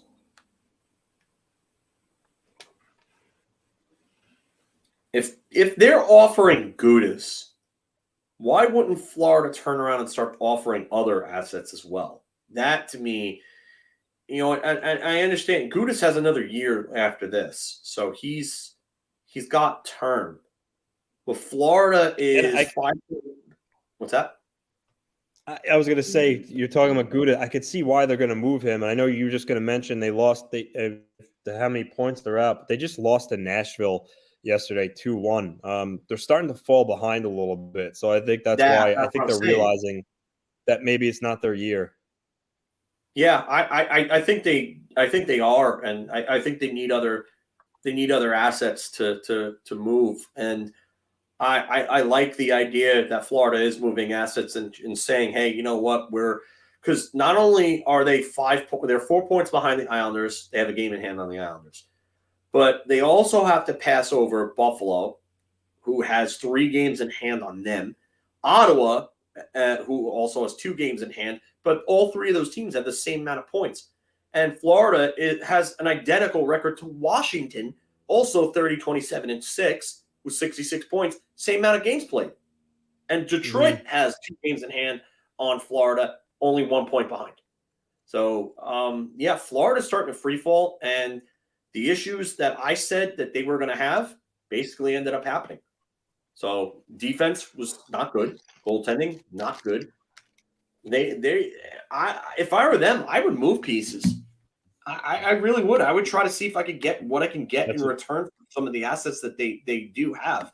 And if you look at their roster, they do have some pieces they can definitely move. Sam Reinhart has 1 year after this year, and he's at $6.5 million. He's not having the same year he had last year, but you could get something for him, and he's 27, so he's starting to get to a point where you're going to have to make a big decision on him. And you know what? Is that 33-goal, 82-point year an outlier? And that's the decision that you're going to have to really think about with Sam Reinhart, is that some team will take a chance on that. They really will. And change of scenery, but you really have to wonder about that. And then you gotta look at other guys on their roster too. I mean, Carter Verhaeghe is a nice player at $4.16 million. I think he could really get a nice little return. And he's the type of guy that you want come playoff time. He's got a motor that doesn't stop. He's gritty. He scores goals. He's having a real good year. So, I mean, he's a left wing, so it's not like he has positional flexibility, but he's another one. And then Sam Bennett, $4.425 million for Sam Bennett. And teams are always looking for a gritty, center that can give you a little bit both ends of the ice. Not necessarily the 28-goal, 49-point season from last year in only 71 games, but, I mean, he's still a good player, still can be a good depth piece. I wonder if Florida would take calls on him. And right now we got 48 of you guys watching on various different platforms. Tom Farrell was asking, Marc, what about Klingberg? All right, you highlighted that. Yeah. Yeah. I mean, I think the Islanders would certainly be interested. And again, I think, a lot of teams, not just the Islanders, I think a lot of teams are, waiting for the price on Klingberg to fall. Because, listen, Anaheim, they want to get any asset they can at this point. They're one of the worst teams in the league, so they're going to move him. It's a matter of, do they budge on asking price? And I think a lot of teams are waiting for that to go down. In which case, the Islanders should be in on him. But the only thing is, Klingberg is a right shot defenseman. The Islanders are ready with Pollock, Dobson, and Mayfield on the right side. It's the left side where they really need the help. Yeah. Does Klingberg play the left side? I don't know if he can or does, but that would be my only reservation with Klingberg, because he's listed on Cap Friendly as playing the right side. So, but I mean, he is a very good defenseman. He would help a lot of different teams. Yeah, and that's a thing. That's why the Rangers never struck me as a great fit unless they moved somebody. So you need right side help, and he's not going to play the left side. And Islanders need the left side help as opposed to another right side defenseman. So unless they're moving somebody like Mayfield to the left side, and I don't know if that's a move that's within their best interest at this point. I don't see him as a fit for the Islanders. Kulikov would have been a real good fit for the Islanders. He's a guy that can play both sides. He's played both left and right sides throughout his career. So I don't know what other defenseman that they have that could really, what are the defensemen really out there on the market that could really fit for the Islanders at this point? I gotta say, Phil, I didn't know what you would ever want before you could want it. I want this to happen. The Islanders sending Sebastian Aho to Carolina to play with Sebastian Aho. Sam Rosen himself would lose his mind. Oh, Sam Rosen would probably have a seizure. My God. I mean, I think it would be more like 30 Rock, where he would walk in and he would say, "Oh, I'm Sebastian Aho." No, we already have one of those. Your new name is Danny. The Bonino trade's finally official. The Sharks receive Arvid Henriksen from via Montreal, and then a 2023 7th, a 2024 5th. Montreal receives Tony Sund and a 2024 5th, and Pittsburgh receives Nick Bonino. So at 50% retained. So that's the trade. Isn't it amazing that the term broker team is now the most in vogue name right now? Yep. Yeah. It started a few years back with Pittsburgh doing it with the Derek Brassard trade when they brought Derek Brassard to Pittsburgh. So it's something we've seen. The David Savard trade that brought David Savard to Tampa a couple of years back involved Detroit, I believe, retaining salary on that. And now you're seeing it because the cap just hasn't gone up. So now you're looking at cap space being of essence for these teams. And now broker teams are coming in left and right this trade deadline. That's a big move. Pittsburgh definitely has done something to improve themselves. Whether or not these players really help push them into the level of the teams like the Rangers, the Bruins, the Lightning, and the Hurricanes and the Leafs, that's to be seen, just because the goaltending is just not good enough in Pittsburgh. But they needed a defenseman. Kulikov helps in that regard. How much he helps, I don't know. They needed a guy like Bonino to come in. Bonino's won cup there. He's familiar. Very good pickup. Granlund, change of scenery is needed. Big time. So that gives them some big forward depth, because they needed another player that could come into their top 9 like Granlund. I just don't know what he gives you at this point. He had a big year last year, but again, it just, to me, Pittsburgh is taking kind of like, I don't want to say they're necessarily reclamation projects, but it seems that's the route they're going, and they're paying cheap prices for them, and they're trying to improve that way. But I don't know if any of these specifically is a needle mover, but all of them together kind of helps that team going forward. And no Leo, still waiting to find any information that's out there on anything on Tyler Mott. It's almost eerily quiet. There is no word on Klingberg. Not hearing anything. Yeah, I don't know about Tyler Mott at this point either. There's just nothing that's coming up. Yeah, Mark, like I said, I think a lot of these guys, Klingberg, JVR, I think teams are going down to the wire. They're just trying to get the best returns they can get. The buyers are trying to get the price down.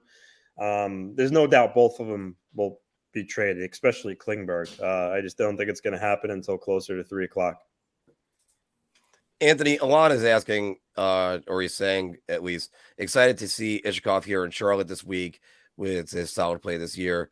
Could get a serious look this fall. He's small, but he's very talented. What do you think? First-year player in North America in terms of the AHL. He played a little bit of college hockey before he went to Europe for a couple of years. But he's having a really good year in Bridgeport. I don't know if you guys saw his insane shootout goal. It made the ESPN top 10 when it happened. He's really shifty. He's fast. He's talented. I'm surprised that he's the only one that hasn't got the call yet. Dufour got a chance. Ratu got a chance before he was traded. So guys have been called up. They haven't called him up yet. Maybe there's a reason for that. Maybe his play without the puck. But I do like his skill level. I'm curious to see, if he does eventually get a shot. Phil, your thoughts on him? You know what? I think that there's definitely some talent there. I would like to see what he can do as well. Then again, he is small. He will say that, but that hasn't stopped anybody like Kane or Gaudreau or anybody like that in the past. So the Islanders definitely need some sort of skill in that lineup. They need a game breaker, and Matt Barzal has the ability to be a game breaker, but he's in his head. I would like to see them with more game breaking forwards. I think that would definitely help them. Christopher, you got one. No, I was just looking at a couple of comments here, and this one from Leo. We were talking about this before. Should the league allow what Arizona is doing right now, something like 40% of their cap space? Anthony was saying before that he wouldn't be shocked if within the next CBA they try to crack down on this. I don't think they should, unless they're going to allow some sort of financial flexibility in some sort of way. Doesn't make sense. Here's the thing: Arizona real quick. Rebuild. I gotta head back. I gotta head back down the block to watch my nephew. So I'm gonna come back on, but behind the scenes production. I won't be on, but you know what I mean. I'll be on, but I won't. Yeah, be on. Anthony will be in the control room. That's more than fine. I'll work the phone. Yeah. All right. All right. We'll see you in a bit. All right, boys. All right. So, yeah, it's just going to be me and Marc for a little bit, and Anthony will be back. Yeah, I think they should allow it. I just think that they need to be. And this was my point before, Leo, is that why is it that this league gets to cry poverty about, COVID and all this other stuff? But they're turning around and they're telling you record revenues being brought in every year, but the cap's not going up. And then they turn around and they don't allow an amnesty buyout for every team, 2 years ago. What was the point of that? To me, it's just listen, I get it that it looks ridiculous to have a team that is playing in a 5,000 seat arena, playing in a college hockey arena, but they're basically affording everybody else's dead cap and players that are on IR, but it doesn't make sense for me. The NHL does a lot of things where it's just like foot and mouth syndrome, contradicting themselves. Just if you're going to get rid of that, then go to a soft cap. Go to a soft cap of the luxury tax at that point, because I don't know why they continue to put teams against the wall to not allow them to be able to make moves. Don't you want to put the best product you can on the ice? So, but in Arizona's case, they're sort of tanking for Bedard. They're rebuilding literally their entire franchise. They're just trying to accrue as many assets as possible, and But I'm going to bring this one up from Pete. Arizona can play in a 5K arena, but Nassau Coliseum wasn't suitable. It wasn't just Nassau Coliseum not being suitable. There was issues with Nassau County. And that was the biggest thing. It was Kate Murray that was really behind this. And the taxpayers didn't want to pay money, and Kate Murray wanted to put it, Kate Murray wanted the NHL to fund, to help fund that arena and everything. And it was just a big mess. But Bettman doesn't want to concede that Arizona isn't a hockey market. They've been run poorly. They've been run poorly in every aspect, Pete. The owners haven't run them right. The league hasn't run them right. And the other thing, the city and Arizona has not run them right. When they were Phoenix, they were drawing some people, but they were at a basketball arena, and it really wasn't made for them.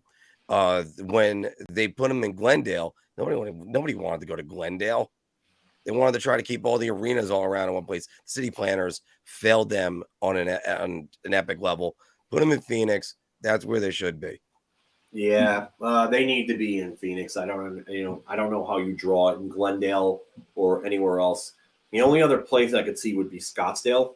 But, that would really be it. But Glendale. Also, by the way, Phil, you don't need 9,000 arenas everywhere. No, you don't. You don't. But they're one of the trivia question on cities with they're one of two cities with 4 team sports and 4 stadiums for each. And the other one being Miami. Yeah, I don't know. Because Detroit was the other team. Then they moved to Little Caesars, and now they're not. So, because they had the Palace in Auburn Hills and Joe Louis Arena. I still can't believe the Watson lack of suspension. No, I can. It's just another example of screw the Rangers button being pressed. That's all it is. Now, Leo's kind of saying this. Is it worth it for the Islanders to go after rental pieces? I don't see them making the playoffs, save your assets. I do see them making the playoffs now. I think they're making the playoffs. I don't see them doing anything in the first round, to be honest. Right. I just – you're going to play Carolina or Boston, one of those 2 teams, depending on what Pittsburgh does. I think Pittsburgh, with these moves over the last couple of days or so, with Granlund and Bonino and Kulikov, I think that absolutely helps them. I still don't trust their goaltending, but Pittsburgh always seems to find a way because of Crosby and Malkin. They always seem to find a way with those 2. And they just have that experience, that pedigree, that cup winning, 3 cups with that core with Letang as well. It's just Pittsburgh, I think, is going to nail that second wild card or that first wild card spot. I think the Islanders are going to get Boston. And I think the Islanders will put up a fight. I just don't see them beating Boston. I don't. Stranger things have happened. We all thought that Tampa Bay was going to steamroll Columbus in 2018 or 2019 rather, and look at what happened there. But they learned, and they messed around and they found out, and Columbus ended up upsetting them. So, and a matter of fact, that started in game 1, Philk. Yeah, well, they blew that 3-0 lead in game 1. Yep. And that was the big thing, and that was just okay. You know what? And it's funny because Artemi Panarin led that drive in that game. So, by the way, everybody start signing up for the Philip Hedl puck or the Brian Trottier picture. Yeah, comment Hedl or Trottier, everybody. So make sure that you're in on that. And also, don't forget, if you're gonna go get some tickets, get them from SeatGeek. Use the promo code Big Apple Hockey. Yeah, and Mark, at some point we got to do the DraftKings video. Yeah. Well, I mean, it's not as imperative, but because we're not on the audio. But okay. Yeah. All right.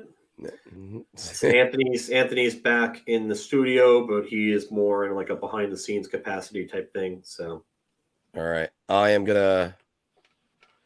Yeah. By the way, yes, John's right about this. They want to build Coyotes Arena in Tempe, and I think that's a great move for them. That's not really a big area, Well, that's where the college is, and that's actually one reason why they benefit from this. I'm actually okay with them playing in the college arena. It's just, but Tom, the Detroit's the one that wants to be in the Eastern Conference, not the West. Yeah, the Detroit's wanted to be in the East for quite some time because they're in the Eastern time zone. Doesn't make sense for them to go back to the West. And I don't understand why the Lighthouse needed to charge $100 a household for that project, but no, whatever. They shouldn't have. With the money that they had for that they shouldn't have been charging any taxpayer money for anything. Yeah, you had the resources to do it. You should have just done it. I still think the Islanders were better off in East Meadow than they were, or Uniondale rather, than they were in Elmont. But I will say this: UBS, beautiful, beautiful arena. And we were there together. We've been there separately. I love that arena. I think it's great. I thought they did a great job. Yeah, they really did. I've been there on several occasions already. So, Andy Fiscanti says, "Is Barzal or JG coming back?" I don't have a timeline on yet. Anthony might have a little more answers on that than we would. Barzal, I know, is week to week. Pajot, I don't really know. And then everybody else is putting in for Trottier, and then there's Anthony.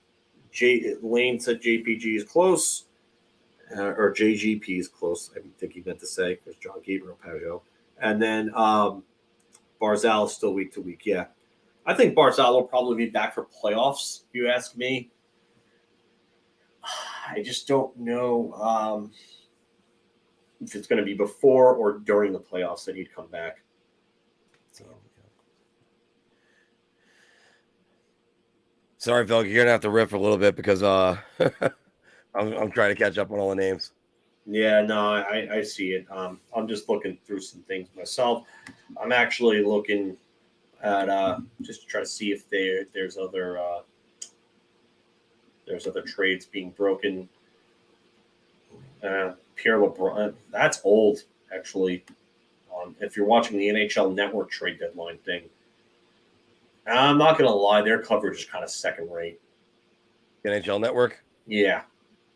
It's second rate. I like the personalities on there, but they're just behind on everything. Like they're saying that Pierre LeBrun is saying that it's being finalized. That deal is pretty much already done. It's amazing, and right now we got 50 of you that are still with us right now. We're gonna get a lot more on the people a lot more trades in the 2:30 side of the hour. I mean, that's where a lot of it was last year. I mean, we had a great time with that. Around 2:30, that's when, around this time last year, it was the Rangers ran on Rickard Rakell, and Drury pivoted in a matter of 15 minutes from Rickard Rakell to Andrew Kopp. To Andrew Kopp and Tyler Mott. Yeah. Not seeing anything else as of right now. Trying to just take a look around. Yeah, it's eerily quiet. It's very quiet, but that's not going to last for long. It's really not. Hold on. We got one that says, oh, yeah, no, this is still for Watson. That's just crap. Just screw the Rangers button just pushed right there. I don't understand how. I screw the Rangers. It's just why is it a thing? Like, why is you got a guy that just elbowed a player in the head, and you're trying to get rid of headshots? You need to make sure that you send a message, and don't give me the CBA. I get it's not charging, but it's a direct headshot. That's the craziest thing about me. Yeah, that's the craziest thing about the whole thing. It's just like, okay, fine, it's not a headshot, but fine, it's not a charge, but it's a headshot. It's a blatant headshot. It's an elbow straight to the head. Like, you can see it. It's the proof is there, and they're still not doing anything about it. And given that I always hear from people how nice of a guy, and we heard it, how nice of a guy George Paris is, and I've never had a guy that I've been just more critical of.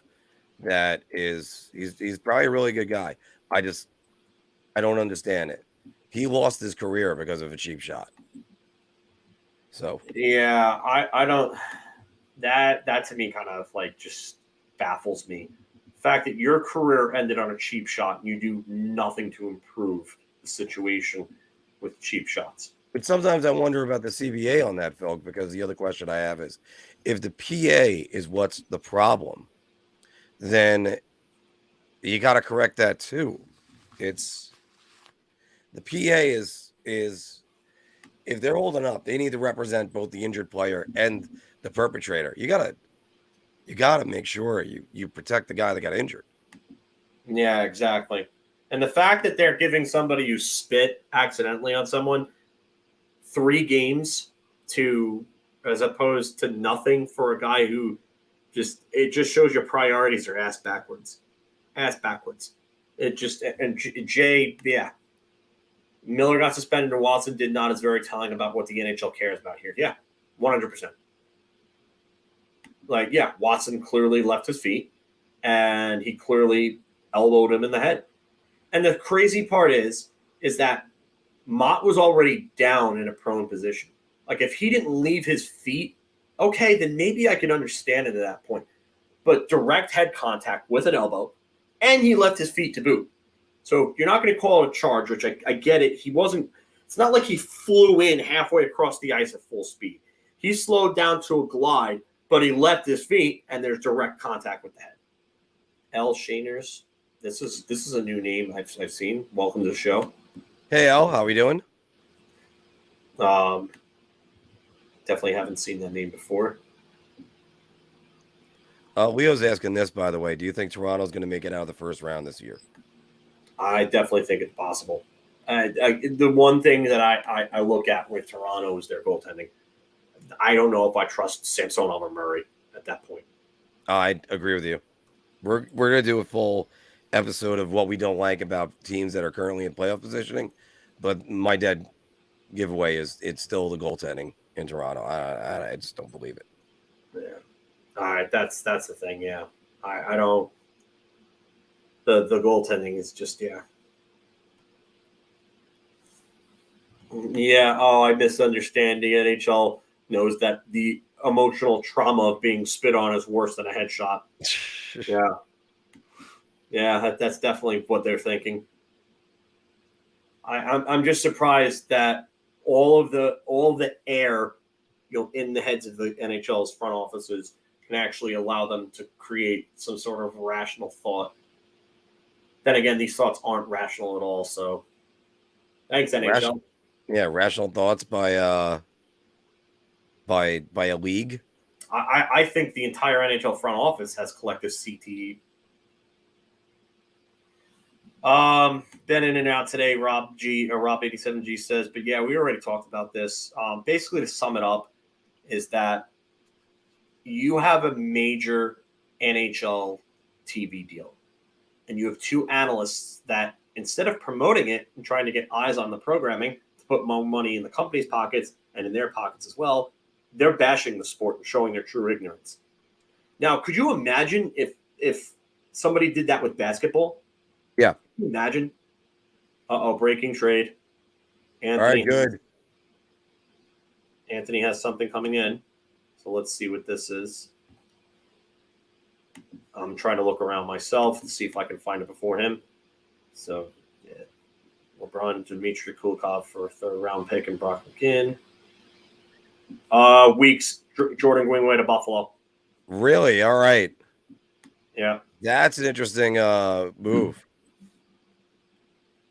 Maybe that could be a guy that resurrects his career. Imagine him and Tage Thompson on the same line. That's two big guys on that line together. Which, by the way, I love how David's saying, I'll say Hedl or Trottier. David is putting himself in both. I know, but it's like, I'll say it. Like, I like it. So, you got to wonder what's going the other way. I wonder what Minnesota, because if Minnesota is willing to move him, I wonder what the price point is. I wonder if there's going to be a deal for Colton Parayko. There was word that he was available, but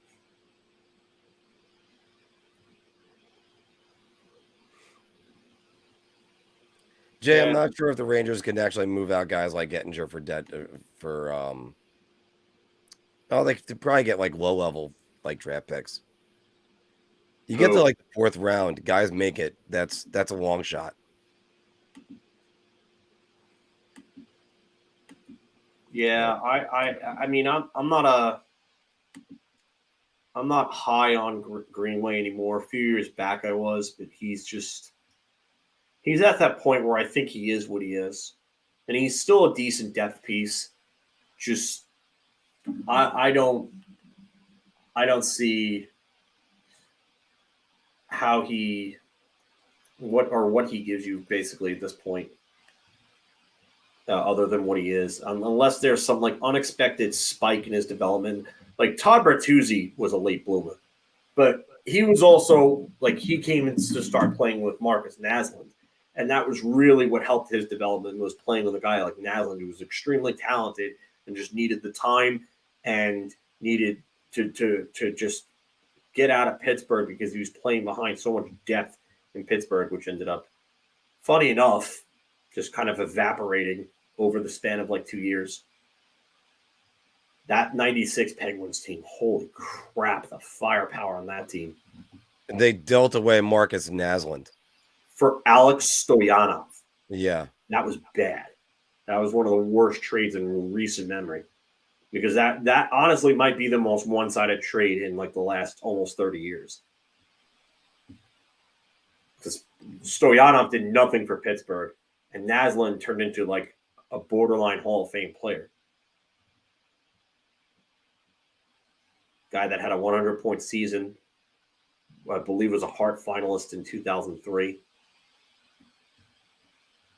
You know, from 2000, I would say, to 2000, from 99 to about 2006 or 7, he was one of the best players in the league. Just really, really good player. This is unbelievable. Last year, Philk, 30 trades on trade deadline day, 6 today. Okay, so Greenway is a 2023 second and a 2024 fifth.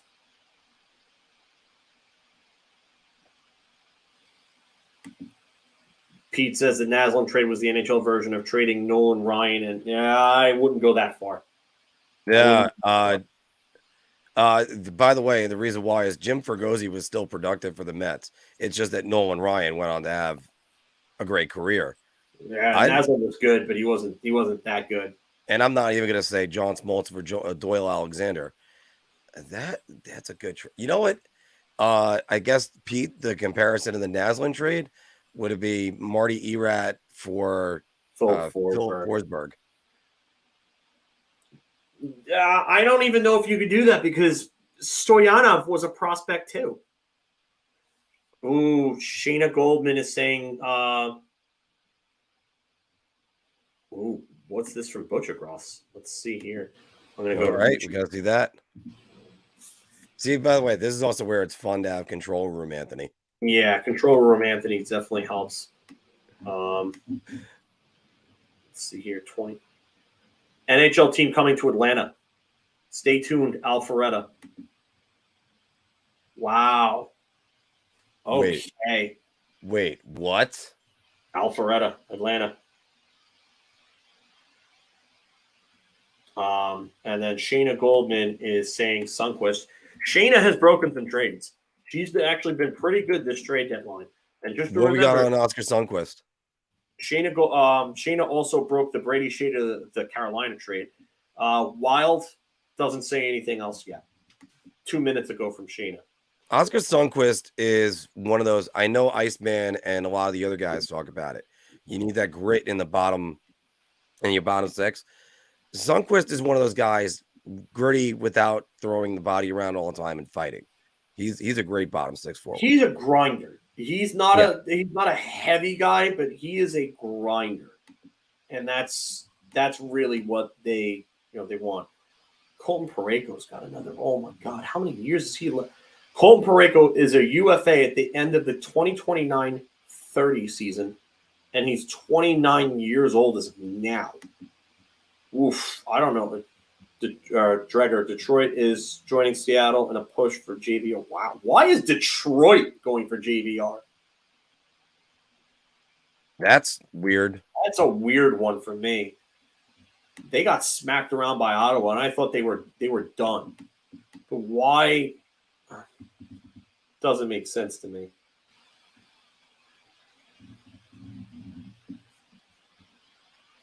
John, I got you in. Mr. Fantastic, I got you in.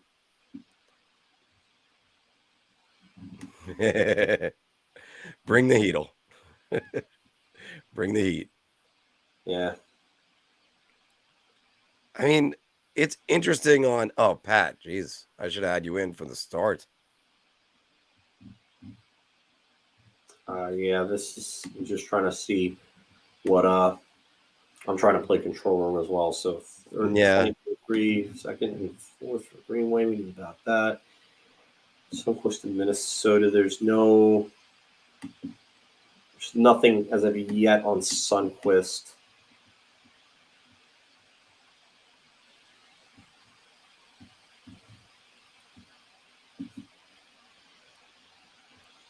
Alon, I kind of agree with you about Stephen A. Smith being bulletproof.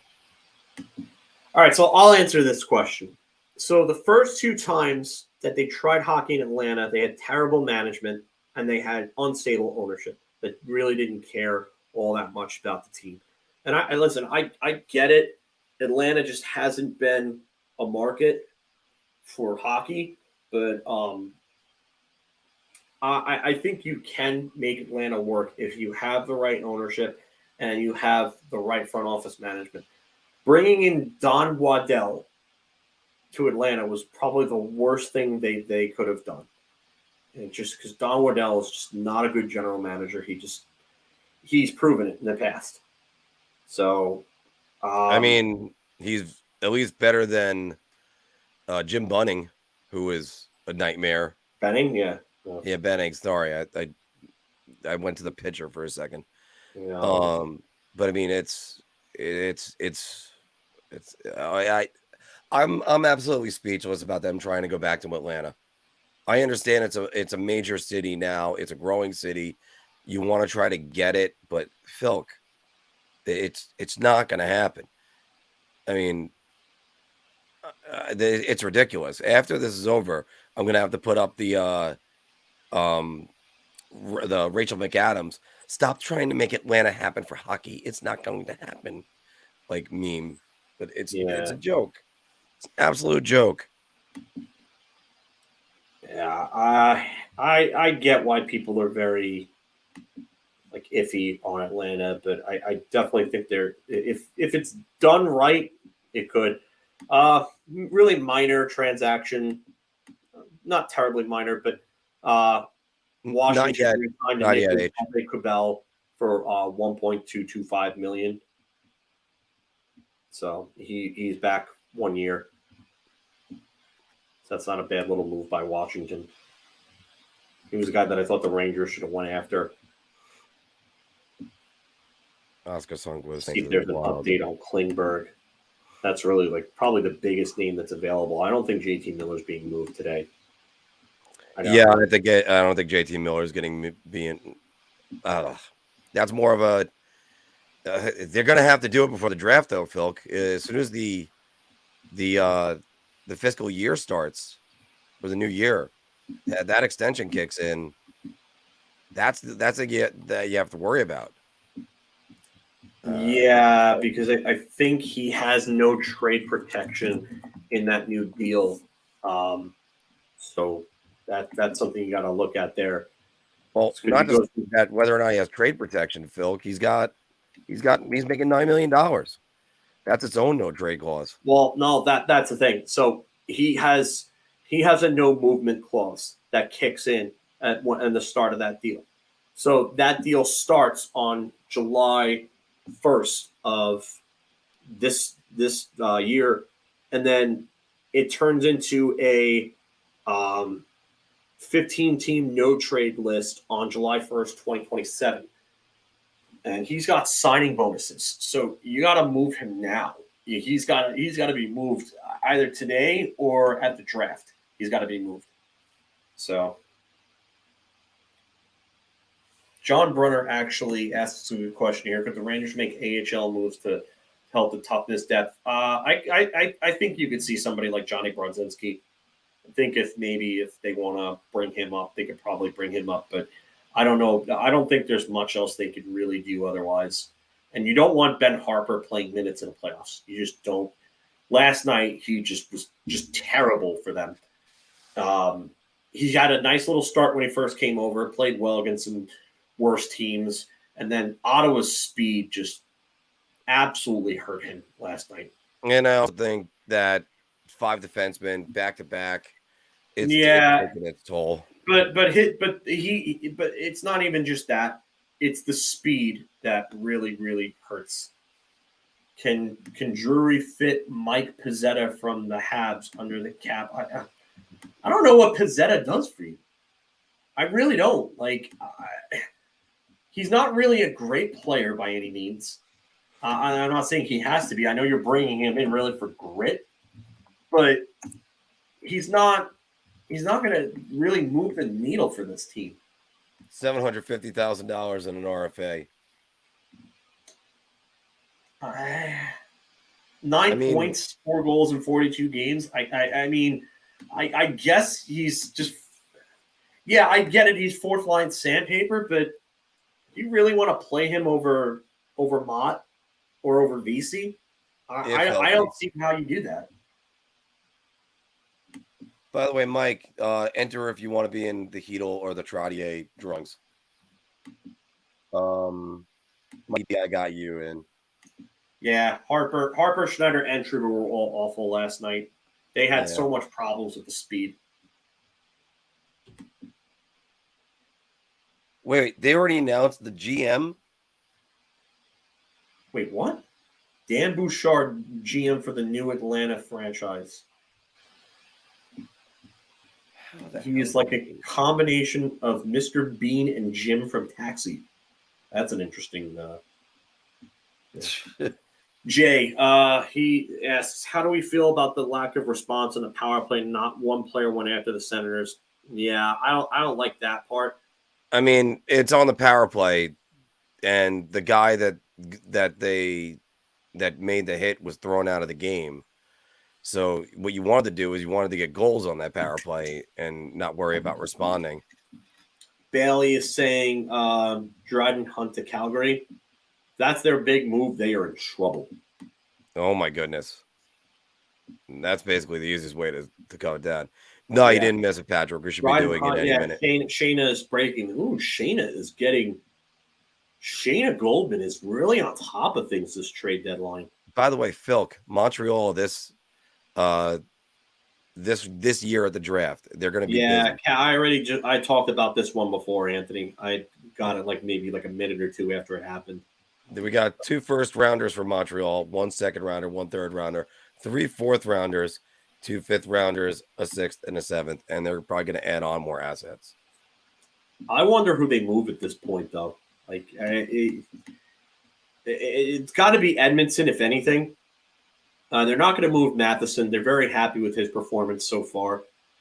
David Savard's probably not going anywhere unless somebody can, work some magic. But I think they would rather probably keep Savard.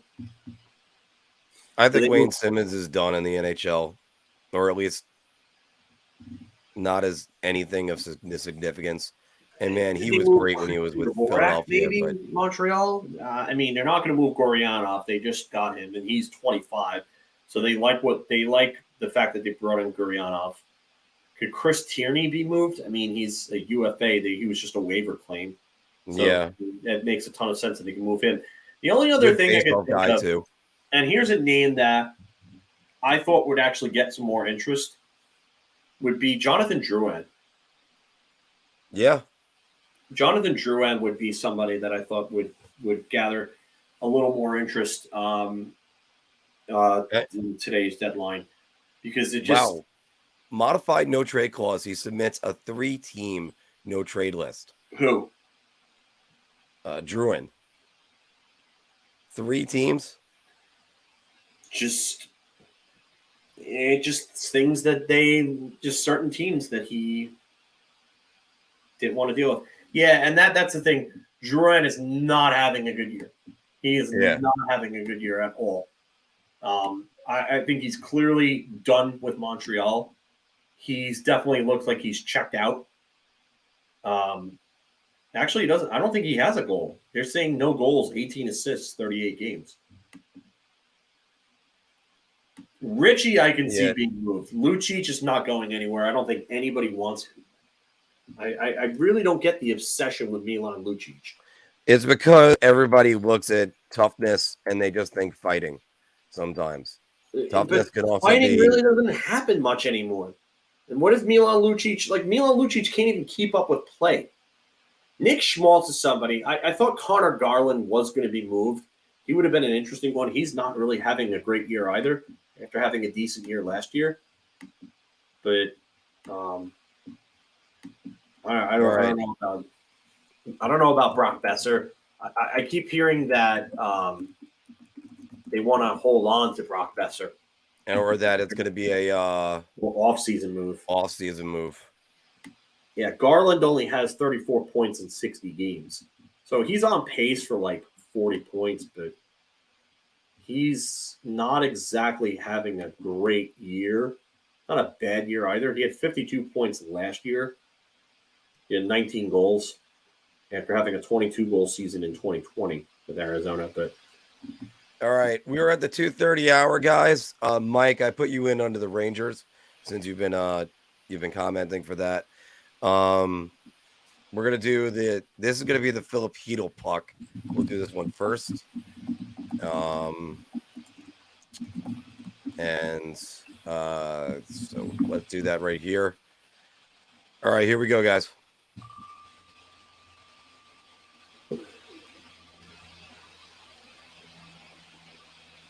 Oh. Mikey D. Mikey D, yep. Mikey D. Mikey D, do me a favor. I will put that message on right now of that you have to get you in there. I should have you in there, Wicked. I'll double check that. You and Alon, I have to make sure are on there. Yeah, email me your information right there. And let me just make sure I have those last two. I think the Rangers are going to be fine, though, once they get Miller and Lindgren back. I think Miller is going to help just because they need 6 defensemen. Once Lindgren comes back, I think they're going to be fine. I just think that they're going to be able to move the puck a lot better. And I think their forwards are going to have the puck a lot more. But, so. All right. I got the extra 2 names in there. Let me just double check, make sure nobody's in on Trottier. Yeah, congrats to Mikey D. All right. And Patrick, I already have you in there too. Where it's good when, you know what, I see you guys a lot. I know who wants to be in there. And after 3 o'clock, we'll start getting the Marc Stone names in there. All right. And here we go, guys. This is for the this is the Brian Trottier autograph picture. So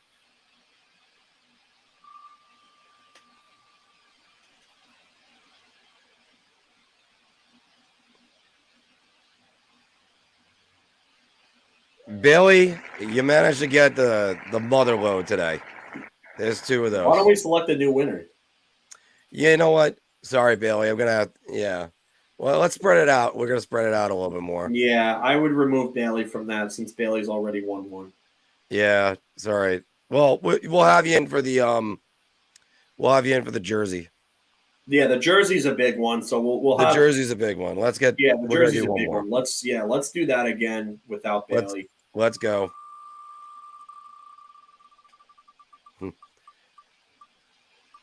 He was gonna give it to his roommate. All right, Andy Fiscani. All right, but Bailey, I got you anyway, so that's good. All right, Andy Fiscani, please make sure you email me on that. Yeah, I saw Andy in the chat before, so Andy, I don't know if you're still here or not, but big bucks, no whammies. Oh my God, I used to love watching Press Your Luck reruns as a kid.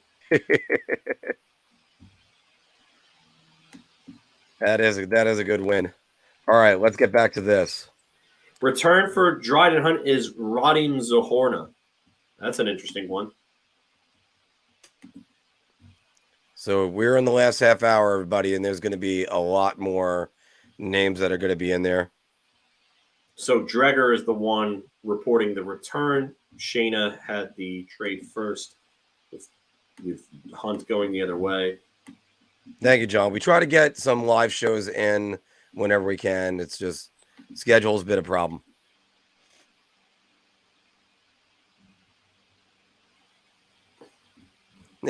Yeah, Chris, you were probably pulling a Chris Farley, going, for the love of God, just a little bit further. How did I know you were going to say that? Because I do like going for the love of God, Chris Farley. You do like going for the low hanging fruit? I always go for the low hanging fruit. It's too easy. Of course, being the Gemini, I can sometimes get to the other ones. Oh man! All right. Just trying to keep an eye out for everything that's open here. Any new deals coming up? Yeah, likewise. Constantly refreshing. Sunquist they're saying is a pick, It's not. There's no further update as of yet. Pick to Detroit, Darren Dreger just said at 229. Doesn't really say what pick it is yet. We're getting word on that shortly. Breaking JVR to Detroit, Anthony is saying. All right. So let's highlight that. Let's get the handshake in there. Yeah, Mike, I gotta agree with you. Drury missed out on Nick Panino. I said him a while ago. I think he would have been great. We haven't done many of the handshakes today. I think this is only like our second one.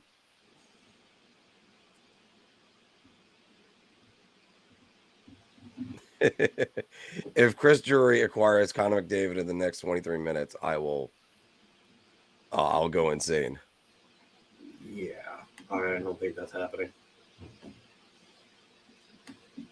Yeah, no, John, I'd love to do at least maybe once a week, being able to watch a game and do like a late night hockey broadcast. So that would be great. Yeah. But my problem is 3 nights a week I'm bartending. Andy, you won. Yeah, Andy, you won. You won one. Yeah. So Andy, make sure you email me your information right here. Yeah, McDavid is just, he's on another level right now. It's funny because I remember distinctly at one of the All-Star games a few years back, McDavid was doing like the accuracy shooting, and he's like, I don't have a great shot. Now all of a sudden he's leading the NHL with 52 goals in 62 games. He has 5 consecutive multi-goal games. He's on pace for over 150 points. And it's funny because McDavid is about to do something that only 5 other players have done. Score 150 points this season. Just crazy to think about. Jay Lewis asks, the Rangers trade for Jack Drury. Yeah, I don't see that. Are they even in the same bloodlines? Yeah, they are. All right. I think he's Ted's kid. And how about Chris's brother? Yeah. How about I don't know if McDavid's going to hit 70 goals, but it's possible. I mean, he's going to hit at least 60, 65. I love, by the way, I wonder if they got on YouTube the guy that figured out the pattern on Press Your Luck, and he was raking it in with them. Sort of like the guy that guessed everything exactly right on The Price is Right. He's on pace for 68.77 goals, McDavid, so 69 goals. Yeah. I don't think that.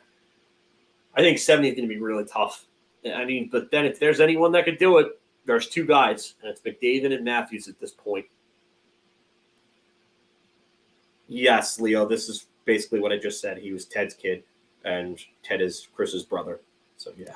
Mike, that also falls on Jacob Trouba, by the way. Who's going to protect him? Go ahead, Phil. I don't know. I thought you were trying to highlight that when you said Mike. But this Mike, who's going to protect? Yeah, it's Trouba, basically. Yeah. So there's not everybody's going to be able to take runs or anything because you can't just cheap shot people in the playoffs. Those days are kind of disappearing. Yeah. Like Ryan Smith, not Ryan Smith. Ryan Reeves' real value last year was a locker room guy. Yeah, Leo, it's just been tough to get these because it's just my sleep schedule's been whack, and I don't want to. I've just been having things to do after some of these games, whether it's trying to go to the gym or, yeah. Elliot Friedman is saying JVR to Detroit, but there's no actual return listed yet. I've been trying to find more information about that one. So I don't get this deal. I really don't for Detroit. I really don't. And a lot of people are confused by it as well. Why? What is the deal here?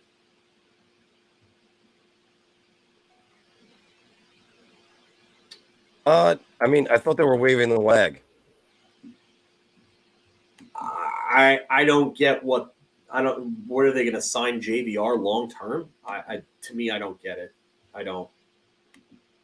I really don't. It doesn't make sense to me.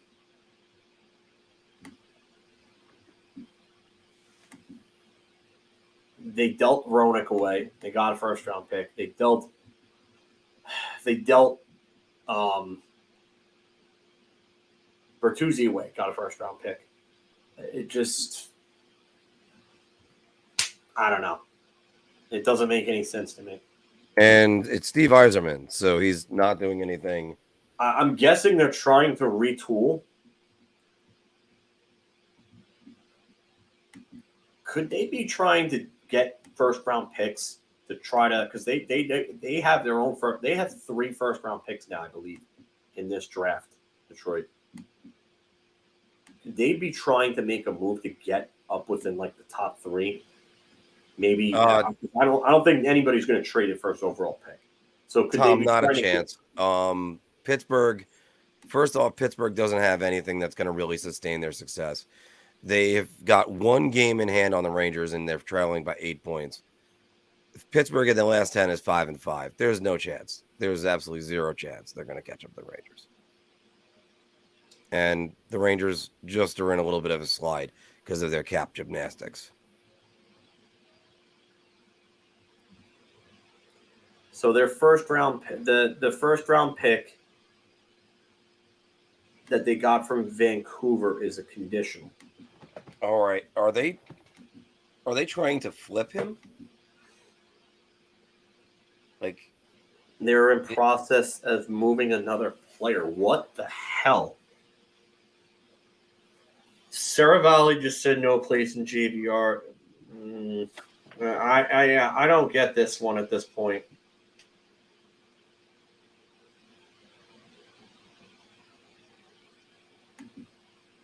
Pete was saying this before, that he's heard that Carolina and Calgary were talking a deal. I wonder what that would be. I wonder who would be moving in that deal.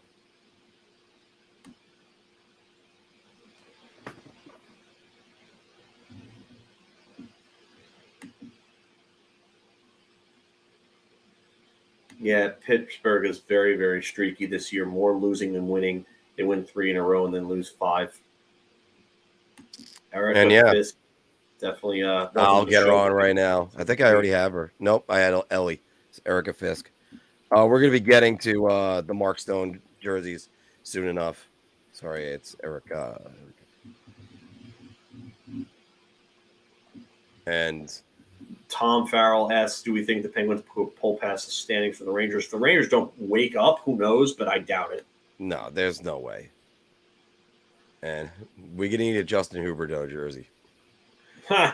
But no, there's no way, mathematically speaking. And you mean to tell me if Pittsburgh is going to go on a heater that they're going to be able to win for it? No. Pittsburgh's going to lose another couple more games this weekend. Like, let's see what we got for Pittsburgh. Their upcoming schedule.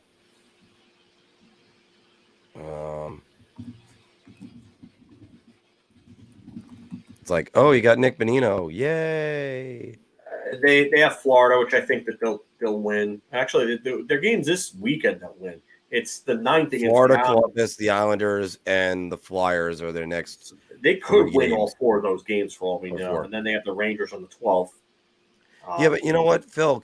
Mike Rupp's asked teams that are out of the playoffs, they'll do whatever. Like, that's how you can't even predict them. Teams are in the playoffs, so they have to play a certain way. Yeah, no, absolutely. Yes, Guntoten Grady, we have covered Jordan Greenway. And yeah, thanks, Mike, sorry about clicking on that. Yeah. Leo S. Does Buffalo finally make the playoffs? I don't think so. I just think they're not good enough defensively or in net. Just don't see it. Thoughts on Rangers slowdown after acquisitions? Acquisitions take time to kind of assimilate themselves, Patrick. So I definitely think that they're going to be fine. It's just a matter of also the Rangers and they're talking about the power play right now on NHL Network. So, their setup is usually Fox, Panarin, Trocheck, Zibanejad, Kreider. Like, it's a lot of right-handed shots. They're the only left-handed shot on there is Kreider, and he's the one in front of the net. Yeah. So now you finally got a lefty shot with Kane, which is a good thing. Yeah. And Rich Rotten, how you doing? Yeah. Could this 11 forwards and 5D issue have the tire the Rangers out? Yeah, that's concerning. I definitely agree with you there. I think once they get Chris Johnston, JVR is not getting traded to the Red Wings. All right, good, because that would make no sense. It would make no sense, yeah. Someone jumped the gun on that then.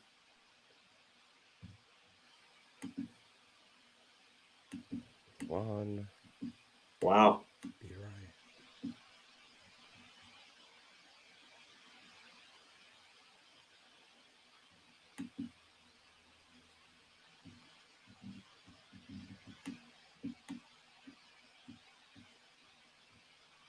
Andrew, how you doing? Welcome to the show. Also, by the way, let's go Mets. I think I've seen Andrew in here before. I think I have too, but yeah, it's always good to say it.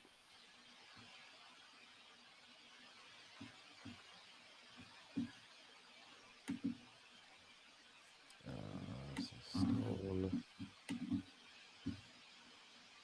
Whitestone. I'm trying to see if there's any updates on anything. I know this is like compelling to not hear us say anything, but trust me, we're hard at work for you. Yeah, we're trying to just find anything that we can at this point to try to get updates on everything. I'm looking like frantically through things here. 249. Cannot believe that we're still at what? 6 trades? 7? Yeah, this is probably the slowest trade deadline day, but that Tuesday was just that was the day. That's why we're really Kraken. We're out on JVR.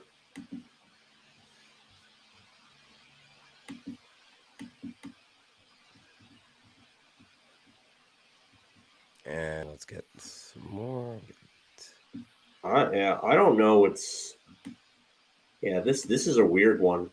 I don't know what Detroit was. Just didn't make sense to me. Yeah, and you know what's even weirder is that the rest of it hasn't even like come into picture. I still don't even know what's going on right now. No, not at all. This doesn't make sense.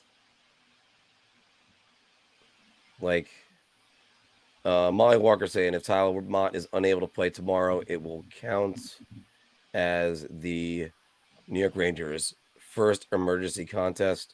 So they won't be able to call up anybody until the Montreal game. Yeah, that was said before earlier on. Unbelievable. And again, yeah, John Brunner's right about this. Craziest weeks leading to deadline crickets today, especially that Tuesday.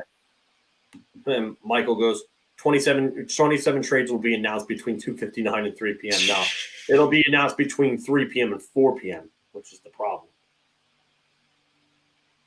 I mean, again, I can't help but just go back to this and just think, like, how does it has to be the how do they not call this guy before Department of Player Safety?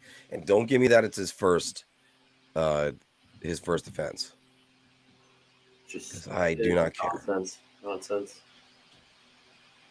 The Rangers had enough to go get a couple of cheaper players in cap space before the Kane trade. THG. I really do think that what they probably should have done, and I said this would be my backup option for them, would have been to go get Ivan Barbashev, and then maybe go get another depth piece on top of that. So Ivan Barbashev would have been a player that the Rangers could have used. and I think he would fit in. But look at it this way. Your right wing depth would have been Barbashev and Tarasenko and then Kakko. Does your right wing depth look a lot better with Tarasenko and Kane? I think the Rangers issues can be addressed by getting Ryan Lindgren and Keandre Miller back in the lineup, and then maybe tinkering with those lines. Because my biggest concern will be that they are a little too soft with Kane and Panarin on the same line. That's my biggest concern, and I think if you spread those players out, I think you can do some things. Or if you want to get crazy, and I know that you don't bring Patrick Kane to New York to play him on a third line, but you separate those three players, Zibanejad, Kane, and Panarin on three different lines, and just wow, you could do a lot with that. You could.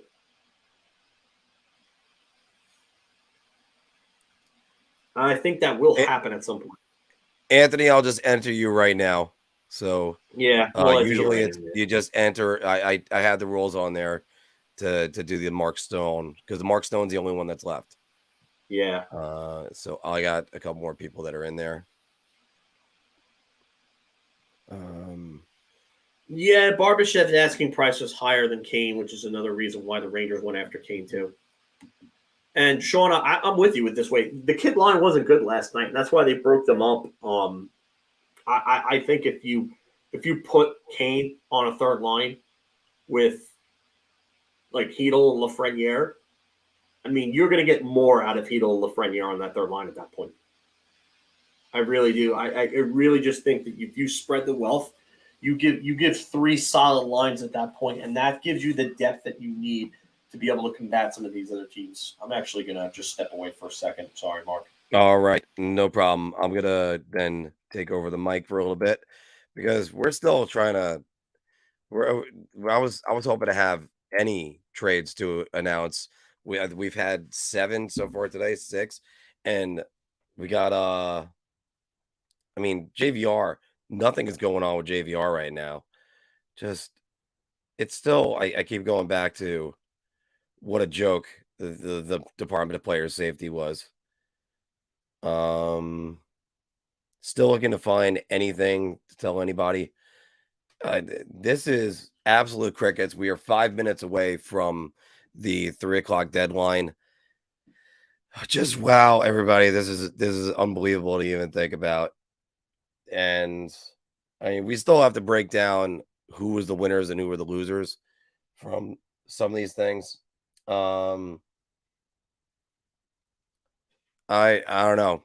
It's going to be interesting because there's a lot that happened in the last week, and a lot of teams I would say that really improved themselves, like the Toronto Maple Leafs. They really improved themselves. There's a lot of teams today that aren't even doing anything to improve themselves. What have the Calgary Flames done? Dryden Hunt. That's your big acquisition. This is a team that 3 of us picked to win the Stanley Cup this year. And not only are they not going to, they're going to fall way short. Troy Stetcher to the Flames. All right. Really bolstering that. You always love it when you miss your face whenever you're trying to have a drink.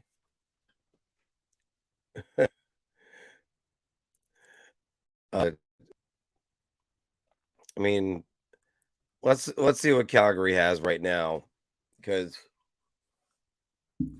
Troy Stetcher, the Flames, they do have no LTIR used. They got $3 million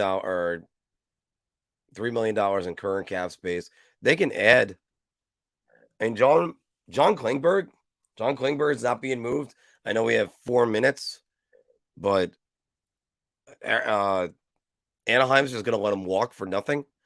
The Islanders open up cap space for what? And these are some of the mysteries that we try to figure out, everybody, because it doesn't make any damn bit of sense. Kevin Shattenkirk, there's another guy, $3.9 million. He's going to be a UFA. Cold Call right now is still being listed with with Anaheim, even though he's been moved. You know, it's again, it's hard to believe. Again, it's hard to believe on that. 27 trades will be announced. Yep. I'm still way behind on a lot of names. I'm trying to get them all down. I'm actually going to go to look over here at the YouTube comments. So pardon me if any of the Facebook ones are out. Verona already went to St. Louis this morning. Wicked. So there you go. Biggest trade so far. Oh, that's what you're trying to say. Biggest trade so far today is Verona. Yeah, I would say Verona.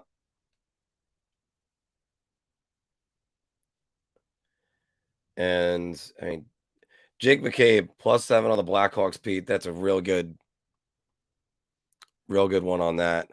I'll only get Mikey down for the name.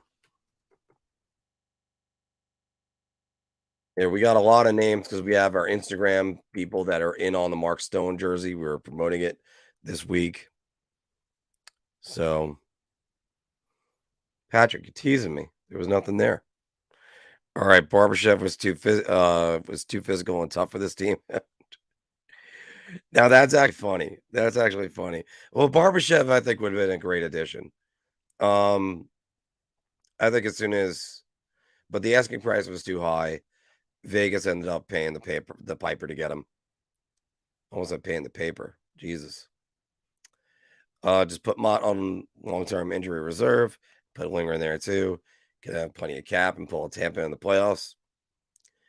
Yeah, but they're not doing that. And by the way, Patrick, thank you, because this is why we love to do this. I love doing giveaways anytime we can for you guys. Trying to do it more neutral, not just always Rangers Islanders, but we wanted to do something like this. It's just sad that it wasn't a more exciting day so far. But we've had a lot of troopers in here. The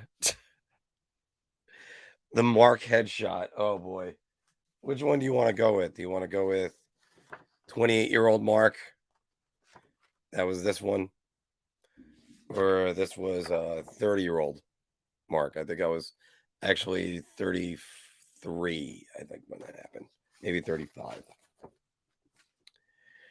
Those were the good old days. I heard Big Apple Hockey is trading Mark Williams and Barstool for a bag of pucks and a bottle of rum. Oh my goodness. We can't even get whiskey for me. It's a bottle of rum. I can't wait to try to not lose my voice any further. Yeah, Pete. Always the Dolphins. All right.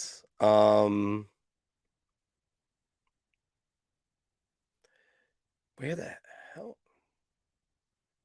Where's Barkley going? Oh no, you know what? Charles Barkley is the best. They shouldn't ever let him go. Yeah, but I mean, there just has been no activity today. That is unbelievable. So I have to get some more names down soon enough. Patrick Brown from Philly to Ottawa. Ottawa just keeps on adding. Let's just take a look at Ottawa and how they're faring in the schedule right now, because they're one of those under the radar teams with games in hand. We can talk about the Buffalo Sabres, but I mean, I know the Senators are tied in games played with the Pittsburgh Penguins and 3 behind the Islanders, and they have 66 points. So just like Buffalo, they can win their games in hand and make the playoffs. And that's why Pittsburgh really needs to make sure that they get some kind of production against the Islanders next week. It's well, yeah, let's see how many trickle through, because there's going to be a lot of those that are just going to come through. And Chris Farley is saying the Rangers pulled out of the JVR trade. Well, they should, because why? Why were they even in it? So it was the Wild. Yeah, sorry, there was a Anthony. If you got that in there, put it back up. Rasmus Appland from Buffalo to Nashville. I mean, I have no reaction to that.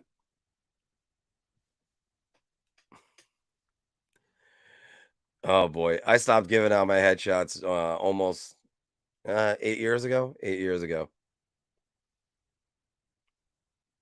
when I realized the entertainment industry was just completely, yeah, yeah. Dean, and I'm with you on that. Calgary is an early favorite this year. Sends are sending a 6 for Brown. Oh well. I mean, is Brown going to be somebody that's, yeah? I don't know. Don Waddell presser at 3:30. Why would he have a presser if he didn't make any trades? Which is what Pete is saying right here. Yeah, thanks. We have a presser without any trades. And yeah, JVR not dealt. Can Chuck Fletcher, it is still Chuck Fletcher, right? I want to make sure before I go off. Because if you're a Philadelphia Flyers fan, yep, it's still Chuck Fletcher. Good. If you're a Philadelphia Flyers fan, you should be irate right now. Absolutely pissed. Chuck Fletcher doesn't, first he acquires and signs long term Rasmus Ristolainen and Tony DeAngelo, and doesn't have enough money for Johnny Gaudreau, who would have gone there for a song. And then I mean, you got an asset in JVR, you got to move. And they don't. It's ridiculous. That's ridiculous. Everybody, I'm going to get back over to the Mark Stone names as soon as I get a co-host on again. Dante Fabro. That's big news today.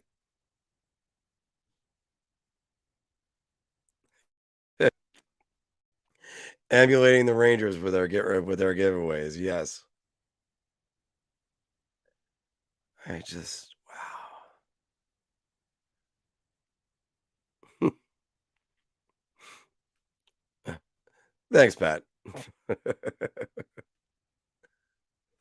This was definitely this was definitely blue steel back in the day. I had lights in my eyes, so I was wiping away tears. If you look closely, I have red eyes because the lights were so fucking bright. LA trades Austin Wagner from to Chicago. Okay. LA didn't fill. Let me get to that last one that Anthony just put up there. LA missed out on Chychrun, and then now, and they don't really acquire anybody to really bolster the team. Like, what are they doing today?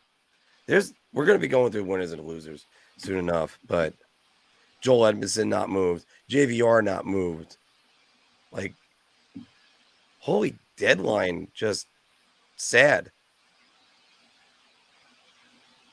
Yeah, I don't know if I'm really happy about that. If I'm an LA Kings player, it tells me that they either don't have enough faith in the group, or you really want to be level-headed. That tells you that it's not nothing really kind of materialized for them. Vancouver and Chicago were asking about Alex Turcotte. This was earlier on from Pagnotta, about 11 o'clock. I don't think anything happened on that front. I mean, this is Fabro extension apparently in Nashville. Jeff Marek reporting that Nashville are extending Dante Fabro. LeBron saying no all that trades for the excited about Hurricanes. Capitals are done, team says, according to Anthony. This has been an under. Yeah, I kind of agree with Dean here. It's an underwhelming return. So, and the funny part is everybody kind of moved quickly, and did not treat. Yeah, I would kind of agree with this. Chuck Fletcher is not a good general manager. I don't. He didn't do a good job in Minnesota, and then Philadelphia took him on, and it's just another classic example of we don't want to get away from the old guard. We keep doing this, and it just this is why you need to bring in new blood. But then again, you bring in new blood, and Toronto brings in Kyle Dubas, and he's sitting there with his head up his ass, looking at charts all day, and now he finally gets to making the right types of deals to bring in the right types of guys to help them win, and it took them how long to do that? So I get the reluctancy to get away from the old guard, but when you have something like Dubas that happens, and those guys just going for as long as they can. All right, so Rasmus Asplund is apparently a 7th round pick to return for him. I mean, Troy Stetcher to the Flames. But wait, Phil, which one baffles you even more? John Klingberg not moving, or or JVR? Those are two guys you have to move them. Well, I can tell you right now, JVR is not. I mean, JVR could possibly re-sign Phil. He could. He's been there before. I mean, he might like the area. He might want to stay in that area. I believe he's also from that area as well. Grew up a Ranger fan, funny enough. But yeah, he could stay in that. Kevin Hayes not being moved is actually not surprising to me. Rob asks. Rob, he's got a lot of years on that contract. He's got a lot of years in that contract, and that contract is just way too much money. That's another just bad move by Fletcher. Just giving out that contract to Kevin Hayes is stupid. Oh, we got a trade rumor to report, Phil. D. Ely saying the hockey guy trades a cat and a rabbit to Big Apple Hockey for one of my headshots of 28-year-old Marc, and Hot Take Hockey will broker the deal. How much is Hot Take Hockey retaining? Are they taking away? They still have some of my youth to retain. Yeah, I don't know. So but again, like there's a lot of guys that are out there. I mean, we could talk about Erik Karlsson. Bailey, we did not do the jersey yet, so we will. We will eventually do the jersey at about 3:30 at least. Yeah, we're gonna be on till 4. Yeah, we're on till 4 today. Yeah, so very underwhelming. Just it's bad. This was bad. And look, I understand a lot of moves were done by the well before the deadline. Like obviously the biggest name moving is Patrick Kane, and then probably right after him Ryan O'Reilly, but Phil, I mean, so well, let me just start asking the questions, and then I'll get back to the jersey in a moment. What team most improved this trade deadline season? You got to say it's either the Rangers or Toronto. It's one of those two teams. I think I might give the edge to Toronto just because they went and they added 4 players that really went and gave them what they've been looking for quite some time. You go and you add a Conn Smythe winner, Stanley Cup winner, and Ryan O'Reilly, a big two-way guy who can play real good defense, top-level defense, but also give you, upper-level offense in the process. You go and you get Sam Lafferty, who's going to give you grit in your bottom 6 and your fourth line, and he's going to kill penalties for you, and he's going to bang bodies. Then you add Noel Acciari, who was on Boston, and he was a big part of their run to the 2019 Stanley Cup Finals. That's a big move for them as well to get O'Reilly and Acciari in that deal, and then they go get Jake McCabe, another defenseman another type of defenseman that they needed. And we got one. Minnesota. Anthony just said Klingberg to Minnesota. Yeah, that's a. I'm surprised it's Minnesota. Like, what are they doing? Like, to me, I don't get this one. Like, are they moving Matt Dumba? I mean, did they? And we just haven't heard about it yet. Like, there's Ducks got, apparently Pierre LeBrun said the Ducks got it in just under the wire. Joe Grace is saying ESPN celebrate the trade for Marc's headshot, saying that now that they have pucks, they finally have something black on their program. Wow. But yeah, I'm not sure if my headshot's even worth pucks. Well, John's asking this. Let me get back. We'll get it back to this. Let me just answer this one real quick. A fringe team on the playoffs that you think is a sure shot next year?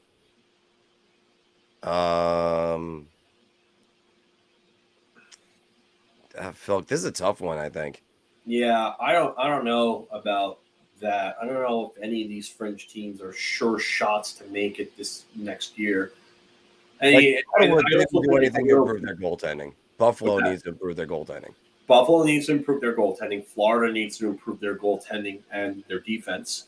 It all depends on the moves that are made. Pete's saying Ottawa.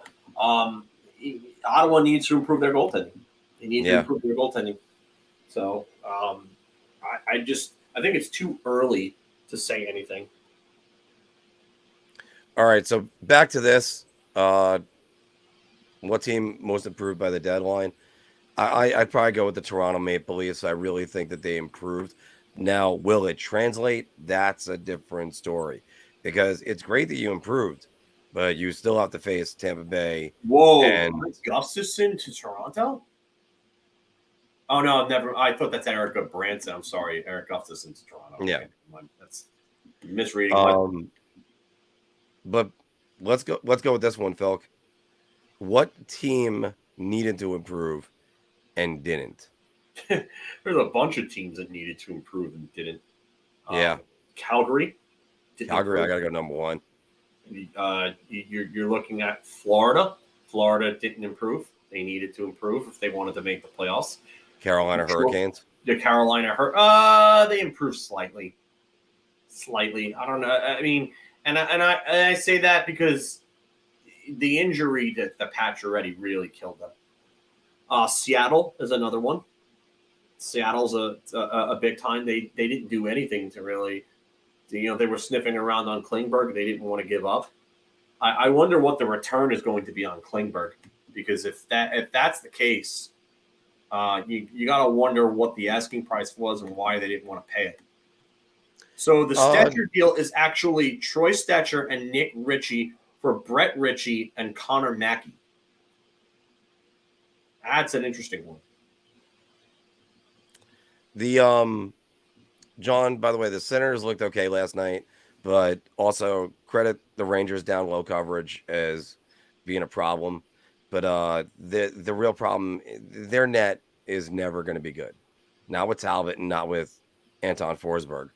So no, I've had both of them in fantasy this year. They've both been disasters. And I do mean the word disaster. They have not been good. I mean, really, what they're looking at is probably Matt Sogard, but he only played 6 games with them this year. 6 games, 922 save percentage, 233 goals against. That's really their guy of the future. 6'7", 200-pounder. So that's a big boy.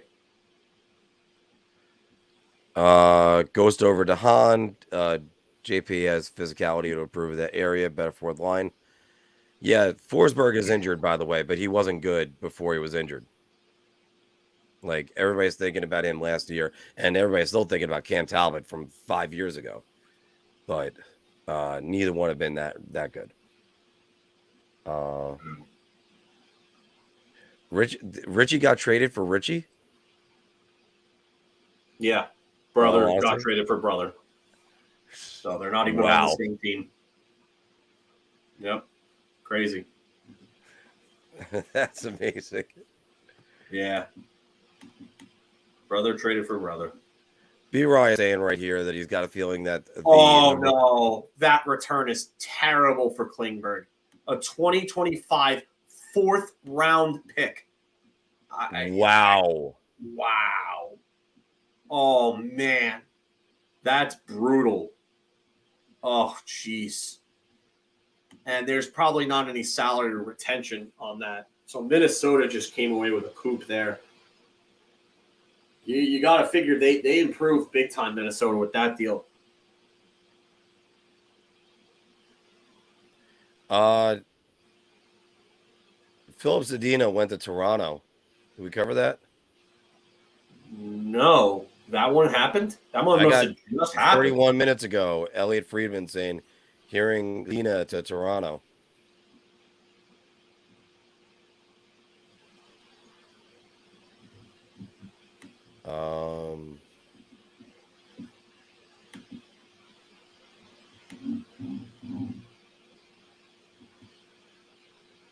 Wow, that if that's true, and it's Elliot Friedman.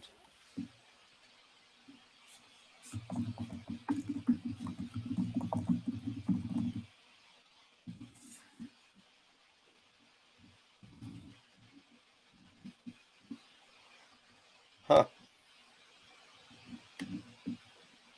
I don't know. We'll see if that went through.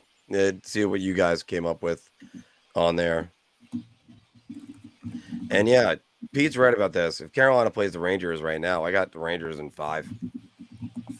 And I would say that even beforehand. And Carolina plays a stifling style of play. But I think 6. I think Carolina will definitely give them some problems with the way that they move the puck. But I think the Rangers already know how to get past that Brind'Amour system. I think this Carolina team is worse than they were last year, and I think the Rangers are better than they were last year.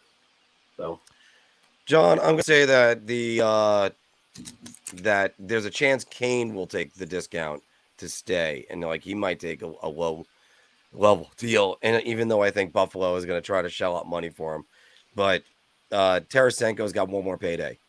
So yeah, that's basically what I think. Yeah. 5, yeah. 5. We got to win a game. All right. I think Pete's selling Carolina a little short there. I definitely do think that this deadline hasn't done anything to help them. The Pacioretty injury really hurt them because they were counting on him to come in and be that piece. And look at what he produced when he was there. Yeah. So, but I mean, so Philk, I guess we'll start with this. Well, first, this is an easy one. Has it been a boring trade deadline? We'll get that easy button. All right. Are we talking just specifically today? I guess we're talking today. Yeah, today's been boring. But the deadline leading up to the deadline, definitely not. This has been one of the busiest lead-ups I've ever seen, to tell you the truth.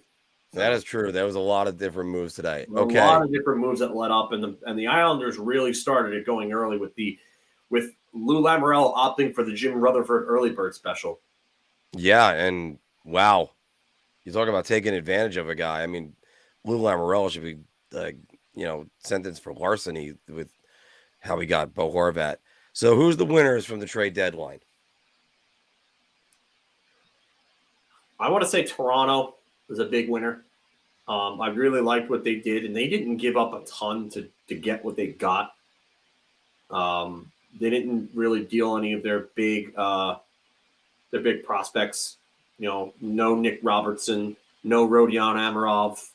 Nobody like that really went in return. So don't worry about Matthew Knives, who was the greatest player ever. Matthew Knives is another one that they weren't going to move, and they didn't end up moving him. Which I like what I like what Pittsburgh did to really kind of round themselves out in the last couple of days. They didn't give up a lot, and they improved. I liked what the Rangers did. They gave up basically a first-round pick and then maybe another first-round pick if they make the conference finals with Kane. And that's really it. It's a lot of conditionals coming into play. They didn't give up any of their top prospects. They moved Vitaly Kravtsov, and they ended up getting another defenseman as well. So they added 2 top 6 wingers and a 6th defenseman, or 5th or 6th defenseman, however you want to look at Nikola, for very little, and they improved big time. They're probably my second most improved team, I would say, even though I think 2 top 6 wingers is more than what Toronto got. But I think Toronto added several different areas that they needed to add, and that's why I give them the edge. So, I think you hit the nail on the head with all those. Maybe the New Jersey Devils as well. Oh, and Tyler Mott. Forgot about Tyler Mott just because he's hurt again. I mean, the Devils' return for Timo Meier is underwhelming, to say the least. Yeah. If I was Mike Greer, I'd feel a little bit fleeced. However, he's been all over with a lot of trades this week. I will say every Western Conference contender dropped the ball, because you're looking at some of these. The Eastern Conference, like if the Eastern Conference is Arby's, it's like we have the beasts, and the you could have said the beasts, and you would have been fine with that too. Okay, but like you're looking at right now, we're going through the East. Puljujärvi, Gostisbehere, Ryan O'Reilly, Noel Acciari, Jake McCabe. Like these numbers are great. Then it was the Devils. I mean, Curtis Lazar, is it like 2015 all over again? We're supposed to get excited about him. Ottawa getting Chychrun was a good. Tanner Jeannot, obviously. We can list all the Ranger guys. Here's funny enough. So Pete says the East is a cage match. What the East is the NHL's version of WWE's Armageddon Hell in the Cell match, the 6-way Hell in the Cell match for the WWE World Championship, where it had like Stone Cold, Kurt Angle, The Undertaker, Rikishi, all those guys were in that 6-way Hell in the Cell match. That's what the NHL's Eastern Conference is this year. If any wrestling fans remember that match. I mean, I guess Vegas getting Barbashev and Quick, good. Good, not great. Definitely. Is Jonas Korpisalo an upgrade over Jonathan Quick? Yeah. Really how much? Copley is the answer? No, LA doesn't have what it takes in goal. I'm not impressed with their defense either. Seattle did nothing. Seattle did nothing. They did nothing. Absolutely nothing. They stood. You know what though? I'll give it this way. Seattle's playing with house money this year. They weren't supposed to be this good this year, and they've played well. Their goaltending is going to cost them in the playoffs, undoubtedly. But I like Gavrikov for LA. I don't think it's enough. Yeah, 100% agreeing on that. All right, so actually, we actually started doing the losers, but who are the losers on this trade deadline? I'll start. Chuck Fletcher. Great job. Yeah, great job, idiot. I'm going to say Pat Verbeek for not getting enough. So, all right, so it's Klingberg return is a 4th in 2025. Andre Schuster and the rights to Nesterenko. I mean, that's still nothing for John Klingberg. It's nothing. I want to know what his initial asking price was, because for him to take that means that nobody wanted to come near his asking price, and he had to scramble the very last second to get what he could. So Pat Verbeek, L. I mean, still trying to see if there were any more trades that were still hung up, but I mean, so we got those. Colorado really didn't improve at all. They get Laura Zeller. All right. Yeah. I think that the improvement, the problem is with Colorado is that they were in a position that the improvement that they needed wasn't going to be available. The only guy that I really think that could have helped them would have been a guy that they would have had to give up a lot for, and it would have been Nick Schmaltz. Nick Schmaltz would have been the guy, or Ryan O'Reilly, and they didn't want to give up for Ryan O'Reilly. So I think Nick Schmaltz would have been perfect for them because it would have came in and would have given them that second line depth that they needed at center. And he would have been a real good fit behind Nathan McKinnon. But I don't think Arizona wanted to move him, and I think the asking price on him would have been astronomical. By the way, I just found this out. Jacob Chikrin is American.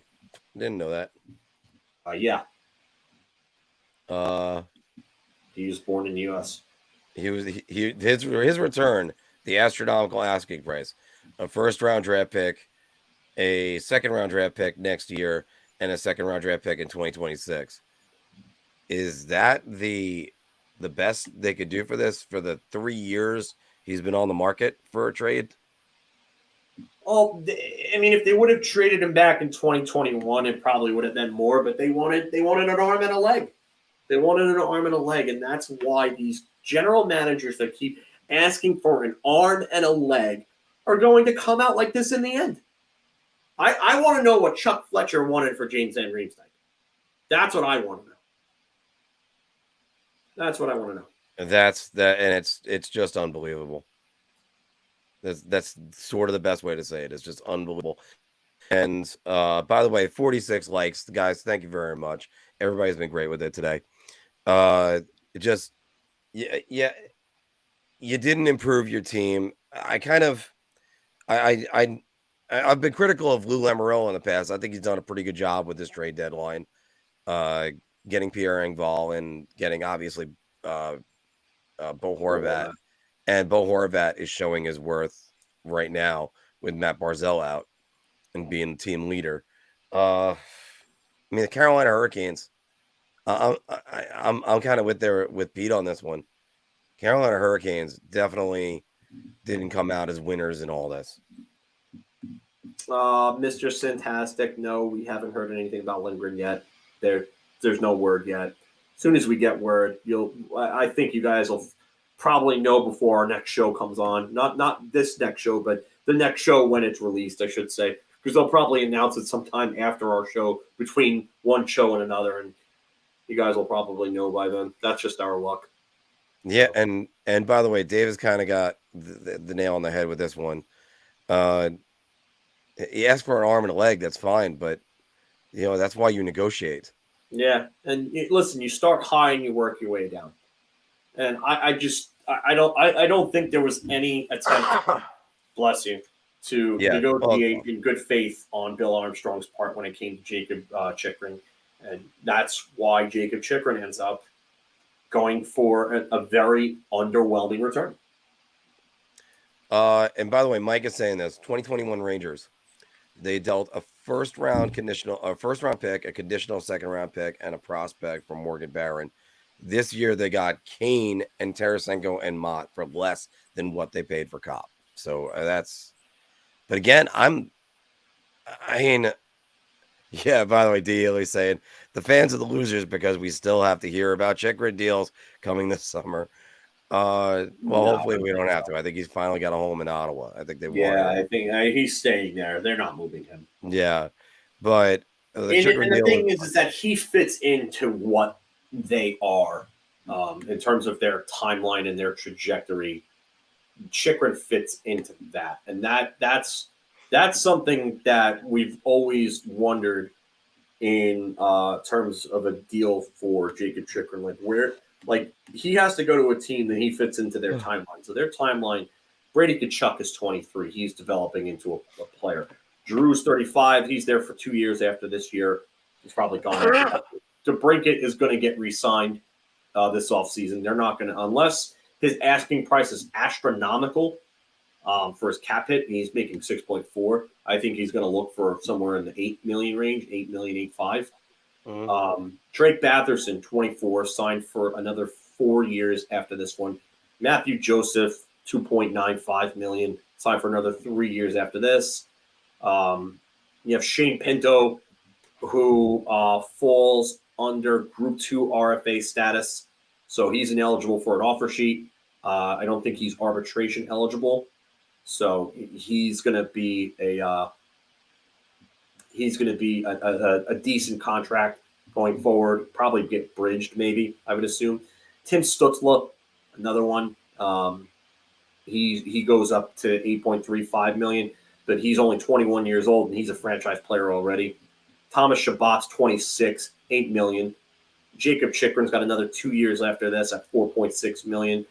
Travis Hamnick's a UFA after this year, so he's gone anyway, unless he comes back at a very cheap price. And then you got Artem Zub, who I'm not really like a big fan of. He's not bad. He's just kind of a vanilla player that you really don't notice. He does a little things good, but he goes from 2.5 to 4.6, and I don't know if he's worth that. I'd imagine he probably gets moved because he's 27. Probably within like the first couple of years of that deal, depending on what the trade protections are. And then you have Jake Sanderson, who has another year left at 9.25, and then he falls under Group 2 RFA status where he's not eligible for an offer sheet or anything like that. And then Eric Brandstrom is an RFA this offseason. So you know what? You got some guys, and then you got Josh Norris as well, who's been out, and he's going to come back next season. He's making $7.95 million after his big 36-goal year last year. So Ottawa is really set going forward, and Chychrun makes a lot of sense for them because he fits right into that timeline of what they're doing and where their guys are all at age-wise and contract-wise. All right. I'm just double-checking my the list on these because this is also going to count our Instagram followers that were involved in this for the jersey.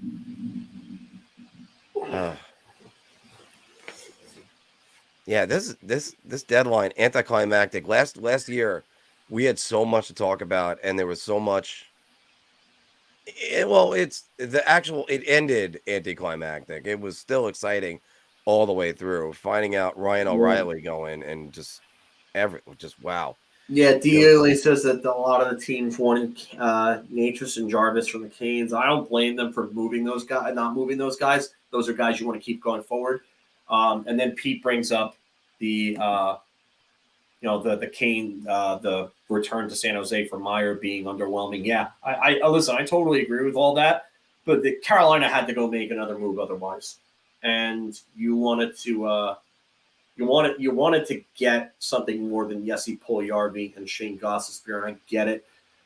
You know, Max Pacioretty, that injury threw a wrench in everything, but you had to go make another move somewhere. And listen, if it's not Meyer, then it had to be somebody else. And I'd imagine they probably wanted one of those two guys from Meyer because the original ask for the Devils from Meyer was supposedly Dawson Mercer, and then that ended up not happening.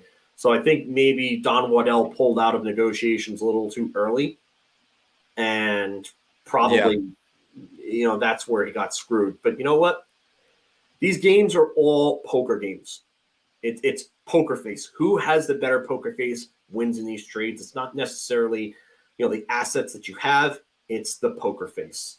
So that's why one of the great comments that somebody made during the Patrick Kane thing was, all right, well, is it necessarily a fair trade? And the simple answer is no, because the player had the hammer to say where he was going. Yeah. The organization that was acquiring him knew this, and it was widely reported everywhere. And the Rangers had to sit there and just go, look, I think the Rangers throwing him a conditional second-round pick and a fourth was good enough. That was it. I mean, it's just, I mean, 50% salary retention on Klingberg. Okay, it's not looking. That's even a worse deal. So Pat Verbeek got absolutely bent over in that deal because he overplayed his hand. Yeah, and Patrick is asking what happens to Carlson over the next season or two. His value probably drops because he gets a year older, and he's probably not going to have another season like this. He's never going to have another season like this ever again. And let's just put it this way. There are maybe a handful of defensemen who have had seasons like the year that Erik Karlsson is having this year. And I mean a handful. He has 78 points in 62 games. 78 points. That's ridiculous. But, and you know what? You know how many points he's on pace for? 103. So he would become the 6th defenseman in NHL history to score 100 points this season if he pulls it off. So, and he would actually be the first. What Roman Yossi was trying to do. He'd be the first to pull off 100 points on a team that didn't have somebody with 90, and to lead his team in scoring and score 100 points. Yeah, so, and I mean, well, Bobby Orr led the Boston Bruins in scoring when he did it. But then somebody else had 100 points. I think Esposito had 100 that year. So you're saying, I get what you're saying. So first to lead his team in scoring, and nobody with 90 more. Well, 90 yeah, more yeah, like I get what Roman Yossi was going to be the first to have 100 points. Leach didn't lead the Rangers in scoring in 90. Messier did, yeah. Messier did, and I actually think McInnes did in 91 with the Flames, but I don't think he I don't think he was, or I don't think there was a player with less than 90 points on that other team. By the way, my question on the Bobby Orr plus 124 was that at a time where they counted power play goals? Is one of the questions I am not exactly sure. All right, so no, McInnes wasn't the leader in scoring on the 91 Flames. It was Theo Fleury, and he had one more point than McInnes' 103. He had 104 points, including 51 goals. And then Joe Newendike had 85 points. Doug Gilmour had 81 points for the Flames as well. Talk about a guy that they gave up on way too quickly. Who? Doug Gilmour. And Doug Gilmour, I believe he said that he never touched the Stanley Cup in 1989. That's crazy. Yeah. You win the Stanley Cup, you never touched it? Yeah, I don't get that. But you want to do the drawing now, or? Yeah, we'll do the drawing right now. All right. Okay, hold on. One last trade to break here. Shayna Goldman saying the Rangers traded Gustav Riedel to the Avs for Anton Bleed. I have no idea who Anton Bleed is. Can you help me out? Yeah, he's like a fringe NHL player. He's played some games. He's not really going to do anything great. I guess he's NHL depth, really. He's played 14 games this season. He has 12 career points. I think he might be a little better than Jake Leschyshyn, but that's really it. What do you think? But what do you think about the Rangers giving up on Gustav Riedel? Maybe they didn't like what they saw in Hartford. All right. Well, and by the way, speaking about which, the Canes, only missing piece, Grit. They've been scoring since mid-July. I don't know. I look at the Canes. I think they got plenty of grit. I'm not worried about the Canes with grit. I worry about them in terms of scoring. I don't know if they have enough. Riedel only had 15 points this year with Hartford in 40 games, which is not great, especially after what we saw in the preseason. We all thought he should have made the team over Ryan Carpenter, which was kind of weird. But yeah, now you have him brought in for Anton Bleed, and I mean, in Colorado this year, he had 12 points in 36 games. So they're scoring about the same. Seems like a very almost lateral type move. Guys are around the city with them. We got 42 of you watching right now. Thanks everybody for joining us. This has been you've been as much of a trooper as we have, because it's been the worst for the deadline in a while. But we've tried to keep it as entertaining as possible. Here we go. Let's do one of the wheel of names from. This is for the Marc Stone jersey.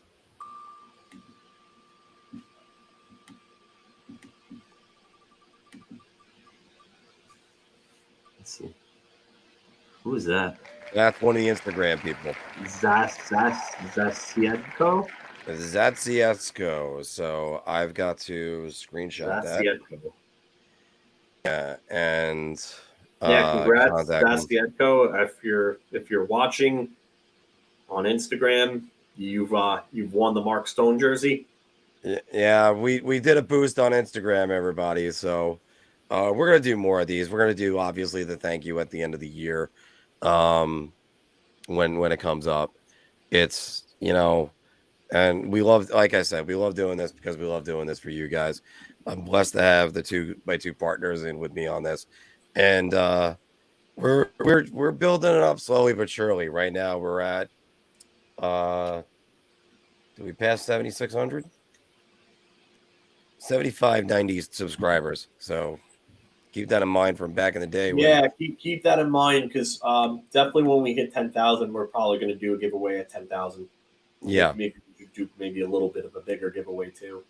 Maybe we'll get tickets for a game or something like that. which that does sound like a good idea of doing something like that. And by the way, if you're doing any tickets, you know you've seen it because we got the new partnership with them. Make sure you use SeatGeek, $20 off your first order. Big Apple Hockey. I actually just used SeatGeek. I bought 3 tickets to the Devils Tampa Bay game on the 16th. It'll be my cross off of the Prudential Center, and got really good seats at a really good value, so that's all right. As my throat is going drier. All right.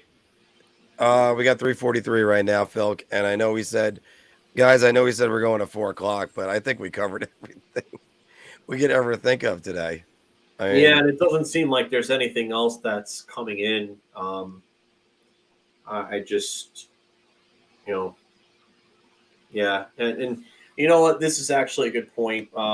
We're definitely going to have maybe a little side giveaway to some of our original subscribers as well. Yeah, we'll do something like that. There'll definitely be some names that'll be brought in. We'll look at some of our old videos and definitely. I mean, obviously, we know a lot of the names that are in this chat. If there's a name that we see in the chat pop up, one of us is always usually, there to say, "Oh, hey, no, we haven't seen the name before. Welcome to the show," or something like that. So we know our regulars, we know who you guys are. So we definitely look out for you guys the way that you looked out for us. Yeah, like there were a couple people that I knew which prizes they would want, and I put them in there anyway. So I'm gonna jump away from something because I just actually saw a really, really good comment that I want to highlight. Go right ahead, Joe. This is actually a great point. Grit's a little bit of a BS. You want your bottom 6 to play well and have balance, but teams that win, it's their star players that do well. Look at Tampa Bay, for example. Actually, I'm sorry. I just saw something from LeBron. I'm going to jump out real quick from this. Sorry. Okay. This is my ADHD kicking in. Pierre LeBrun says that Flyers GM Chuck Fletcher said he didn't receive a firm offer from any team on JVR. Said one team they spoke about a trade concept. I don't know what that means. But it was conditional on the team that they were making another move, and that didn't happen. Worked the market hard past few weeks, but no fit. So that's the issue with JVR. I don't know if I necessarily believe that with Fletcher. I think if it was Detroit, maybe Steve Yzerman forgot that he used up all of his retention slots. So, but I'm going to get back to Joe's comment here just because I wanted to see that. I saw that and I had to address that real quick. But you look at Tampa and you look at the way that they run. And everybody talks about, they had the grit. They had everything. They were deep top to bottom, skilled, goaltender, depth, everything. Yeah. And you want to know why they won? It's not because their third line was great. It's part of it, yes. Yeah. But they won because they have two of the better postseason scorers in recent memory in Braden Point and Nikita Kucherov. And Stamkos was great for them in the playoffs, too. And Vasilevsky was great for them in the playoffs. And Victor Hedman was great for them in the playoffs. Your big guns have to be the guys that lead the way.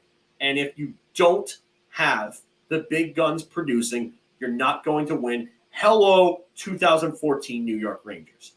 Yes. That's what it comes down to. You need to have the big guns. The Rangers did not have the depth at center. Derek Stepan wasn't giving you what you needed, and that's part of why they lost. It's part of why they lost. But well, I mean, I would say that more for different years than the 2014, 2015. Stepan was still giving you something, and yeah, but it's not enough though. He was supposed to be one of their big guns, and he didn't give you enough, and that's what it comes down to. You have to have those guys being those guys and the big moments. And even if he wasn't, a, I don't know, like a 60, 70 point scorer in a regular season, be that close to point per game player in the playoffs, and he wasn't. And Rick Nash, yeah, I understand a lot of people want to crap on him. He played a 200-foot game and played a real good 200-foot game in the playoffs. He made things happen. But you know what? You need more from guys like Kreider, Stepan, and you know what? I'll say Rick Nash had to give you more offensively. Phil, let me change gears and go with a different Ranger team and going with what they're saying right there. What about the 2012 Rangers? That team was all grit. And really Brad Richards and Marian Gaborik. That was your talent. All the rest of it was grit. Yeah. And they had to struggle every single game to get anything. And if not for Henrik Lundqvist being a wall half the time, it was just never going to happen. Yeah, and that's the thing. And you didn't have great puck moving defensemen on that team. Michael Del Zotto was a decent puck mover, but he wasn't great in his own zone. You have to have the right type of balance. But the grit, yes, it has to be there. But you also have to have the right balance of grit, talent. You have to have the right players that bring that balance. So for the people asking for Milan Lucic, that's not going to help this team. It's not. No, if anything, it's going to be a distraction. Yeah, that's going to hurt because he's a guy who can't keep up with play.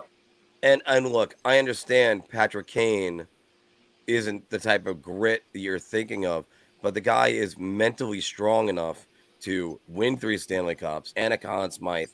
And I believe he's the highest scoring American-born player in NHL playoff history. So, 136 playoff games. He's got a lot of points. Now, it's not just your fourth line guys or anything. Milan Lucic isn't the answer, and Ryan Reeves wasn't the answer last year. He was a great guy to help them in the locker room, but when push came to shove on the ice, I understand protection. I understand that. And by the way, when people talk about grit, Chris Chelios and Mike Modano are actually Modano's 1 with 146. Chelios is 2 with 144.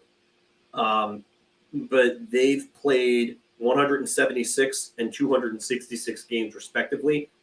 Kane is only 14 points behind Modano, and he's played 136 games as opposed to Modano's 176. So Kane's going to pass them both. Now, again, it's I covet grit. I was a bottom 6 forward when I played in junior hockey, but it was just, and basically my entire high school career as well, if you want to say that. But it's also, you got to also get skill. You can't get anywhere without skill. It's just true. Yes, so, John, after the Boston game, Miller can come back. That's his third game. So Jay Lewis asks if the Rangers can get some Ryan Callahan type player. That's a lot of a player, because keep in mind, the Ryan Callahan guy you're referring to was the one that was on the Rangers, and man, was he productive. And he was closer to a star with that grit. That's how good Ryan Callahan was. Talk about a guy that turned in a 29-goal season in 2012 and was on the short list for the Selke. He didn't win, obviously, but I think he finished 4th. Yeah. He was it 4th? He was up there in 1 year. I think it was maybe 6th. All right, because it's either he was 4th and Girardi was 6th. Girardi was 6th in the Norris voting in 2012. I know that, and I know that because Ryan McDonough should have been there, and he was down at like 12 instead of Girardi, which was just ridiculous. Okay, so it was Callahan was 4th in 2012. Yeah, that was actually our first video, or my first video. You weren't even on yet. You were commenting on there. That was the best Ranger draft picks of all time, which you hammered me for not putting on Tony Granato. So, yeah, I agree with Zibanejad deserves Selke consideration. I think he's one of the better defensive forwards in the league. But again, now you don't have to use him as a matchup center. Leo, thank you. Take it easy. You don't have to use him as a matchup center, and that only helps everyone involved. Yes, like Thank share, you guys, everybody. Let's get Big Apple Hockey here to 10K. Yeah, because our next big day, aside from postseason coverage, is going to be the drafts. Mm-hmm. And barring if I'm not working, I will be doing post game coverage. So I am happy I have an understanding girlfriend. So yeah, that's good though. Anton Bleed, yes, just hard for depth really. He'd be an emergency call up if necessary, but I doubt he plays over anybody on this roster. I mean, can Ryan Carpenter even be an option if Tyler Mott is going to lose significant amount of time? I guess that's the next call up. I would rather Brodzinski, to tell you the truth, but it's a rough one. All right, everybody, thanks very much for joining us today. We said we're going to go to 4:00. You can hear it in my voice. I already have enough problems that I have to deal with. But again, everybody, thanks very much. This is also why you shouldn't scream Patrick Kane at the top of your lungs every 5 seconds when you see a game. Michael, too late. What does that mean? I don't know what that means. Yeah, no, he was probably suggesting Michael. He wants Michael Pizzetta. Yeah, I don't. Again, I don't see what he does for this team. I really don't. There's a lot of that with a lot of those guys. It's kind of confusing what they could possibly contribute. But everybody, once again, thanks for supporting Big Apple Hockey, and thanks for listening to us, especially all of you who've been listening to us since noon. Much bigger troopers than us. And well, maybe I'll do a giveaway on one of my old headshots since I got the ones to get rid of here. I haven't thought about a segment called Marc's failed acting career. So but guys, thank you. It's always a pleasure to do this. And Wednesday is going to be our next show, barring if one of us gets any time to do any post game shows coming up soon. So everybody, thank you very much. And Phil, what's the last words you want to throw in there? Patience, Ranger fans. Patience. They'll come around, and I think they'll get it right. But just patience. And thank you all for joining us. Appreciate it. And for all the winners, I'll get everything out probably as soon as possible, Monday at the latest. So, guys, thank you very much. And, it's going to be there's a lot of good hockey to be played. Just enjoy it. All right. We'll see you soon. Take care, everybody.